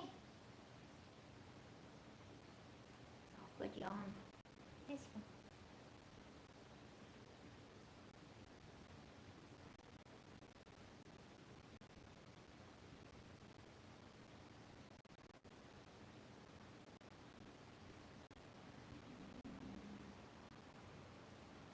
Got so much hair. Got so much hair, just like me.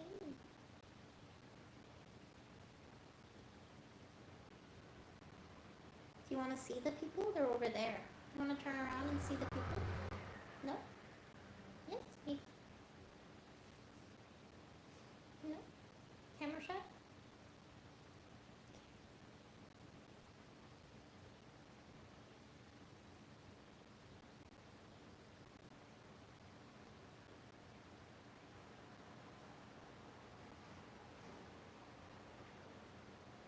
Do you want a lolly? Do you want a lolly? Let me get you a lolly.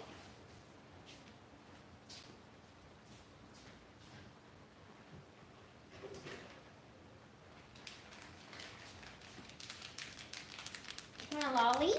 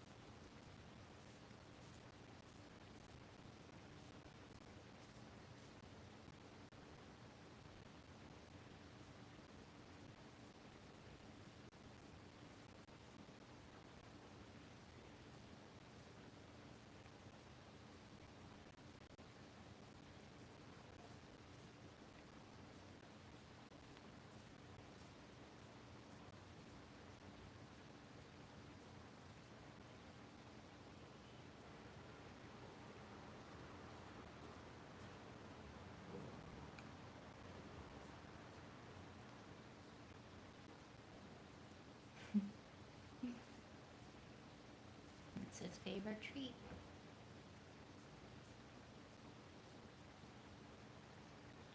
Oh no, this is my favorite time of day.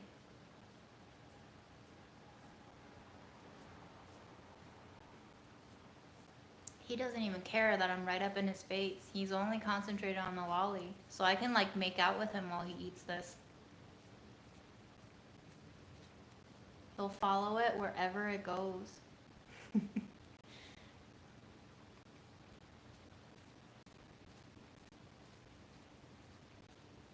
No, but this one's like 100% chicken. There's like an 100% tuna one. Yeah? Was it good? Was I playing with you too much? I'm sorry. I just wanted the people to see how cute you were. You want more, baby?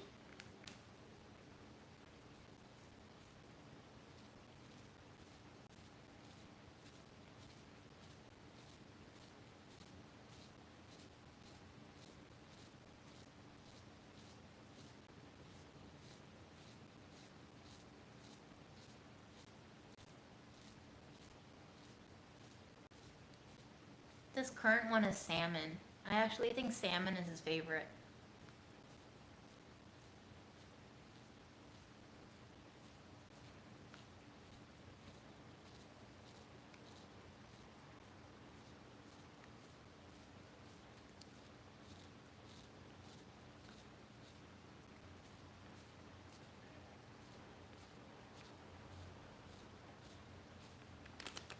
It's called a purr pop. I know I'm backwards now because I'm using my front camera, but it's called purr pop. They're just dehydrated, freeze-dried meat sticks, basically. Yeah. Do you like it? Do you like it?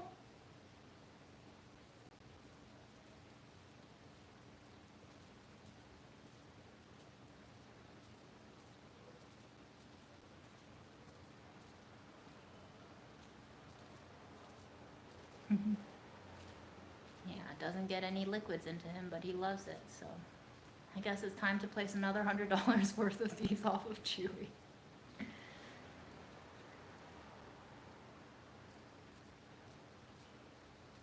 You're eating the stick paper now. Do you want to chew on it? You want to chew on it? So you're starting to break down the stick paper. You're eating the stick paper. It's time to chew.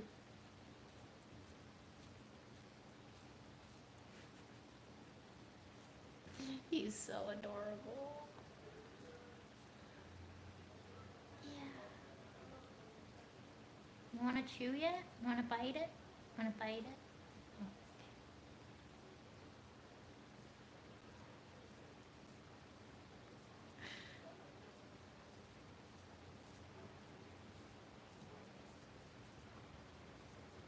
okay. I think cats. Oh, you licked it straight off. There you go.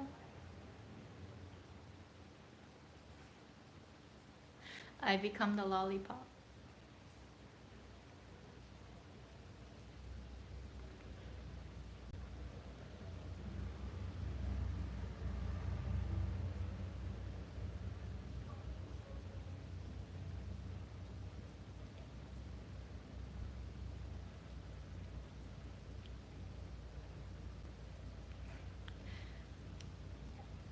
It's probably cheaper to put it on a paper stick than a purr pop stick.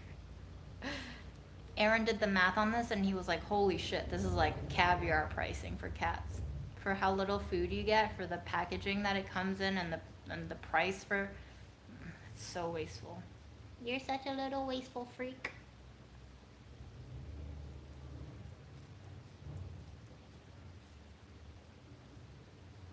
I got mine off of Chewy.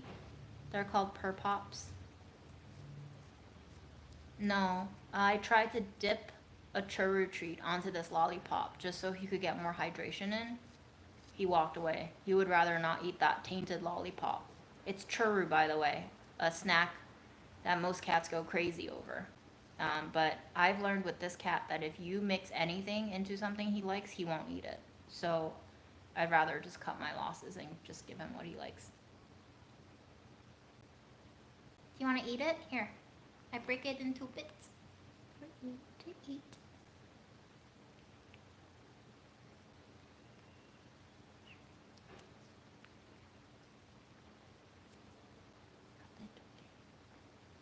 My bed is his plate.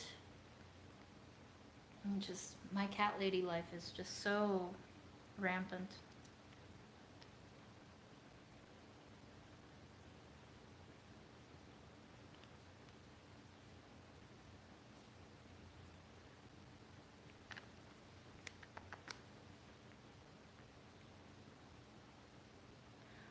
It's not whether or not I sleep with him, it's whether or not he sleeps with me. Sometimes he does, sometimes he doesn't. Lately he hasn't, probably because it's summer and it's too hot. But sometimes we nap together, right? Do you like napping together? Yes, he's a handsome little fuckboy is what he is. I don't spend my money on men anymore. I spend my money on cat.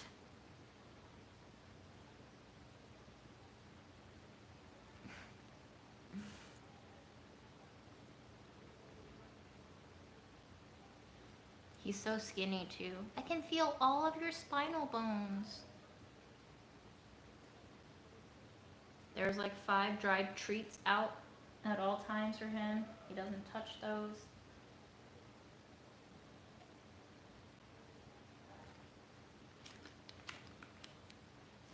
You enjoy that lollipop?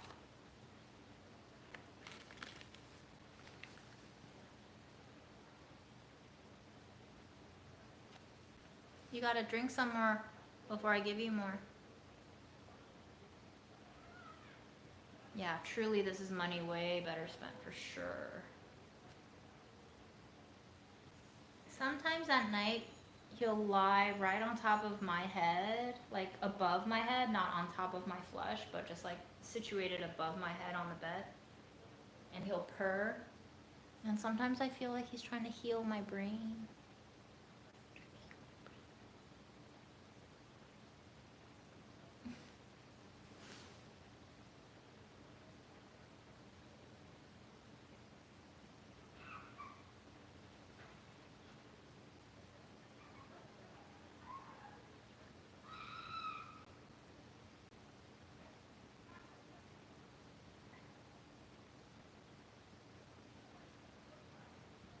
This is my life. This is my cat life.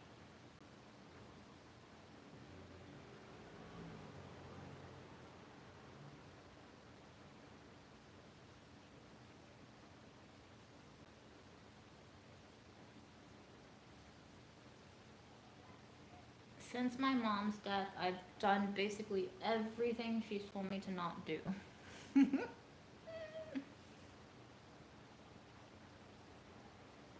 Dated questionable boys, got tattoos, got piercing, gave myself weird hair. Probably turning more queer by the day. Oh my god, my mom would flip. Got a cat. Cat bites me. Spends money on cat.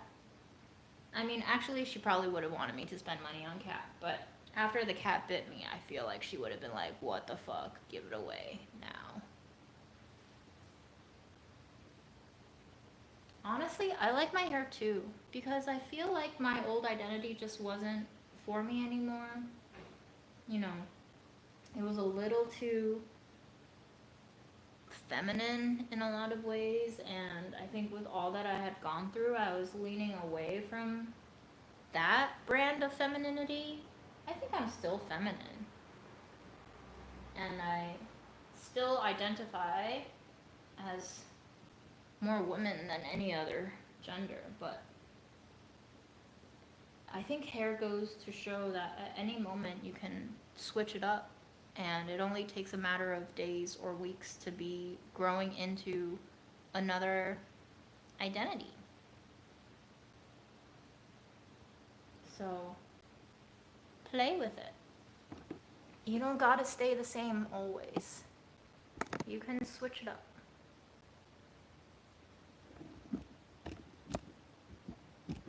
I think a jacket with LEDs is too showy.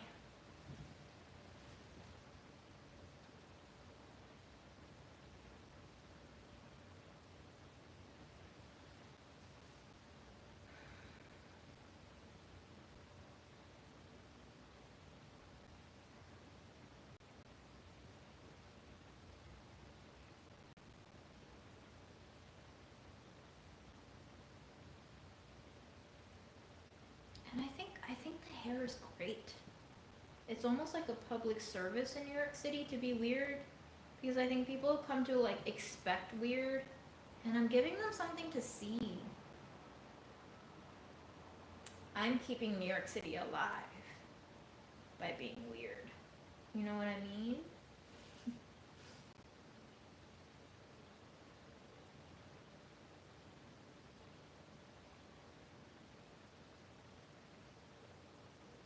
You feel okay?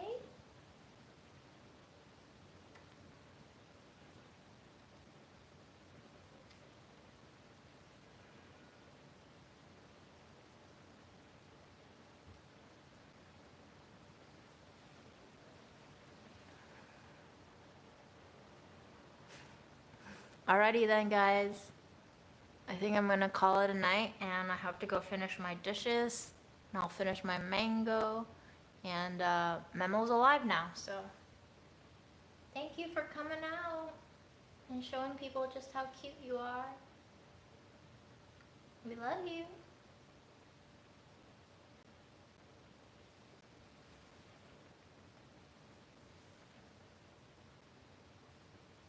Take care, everyone.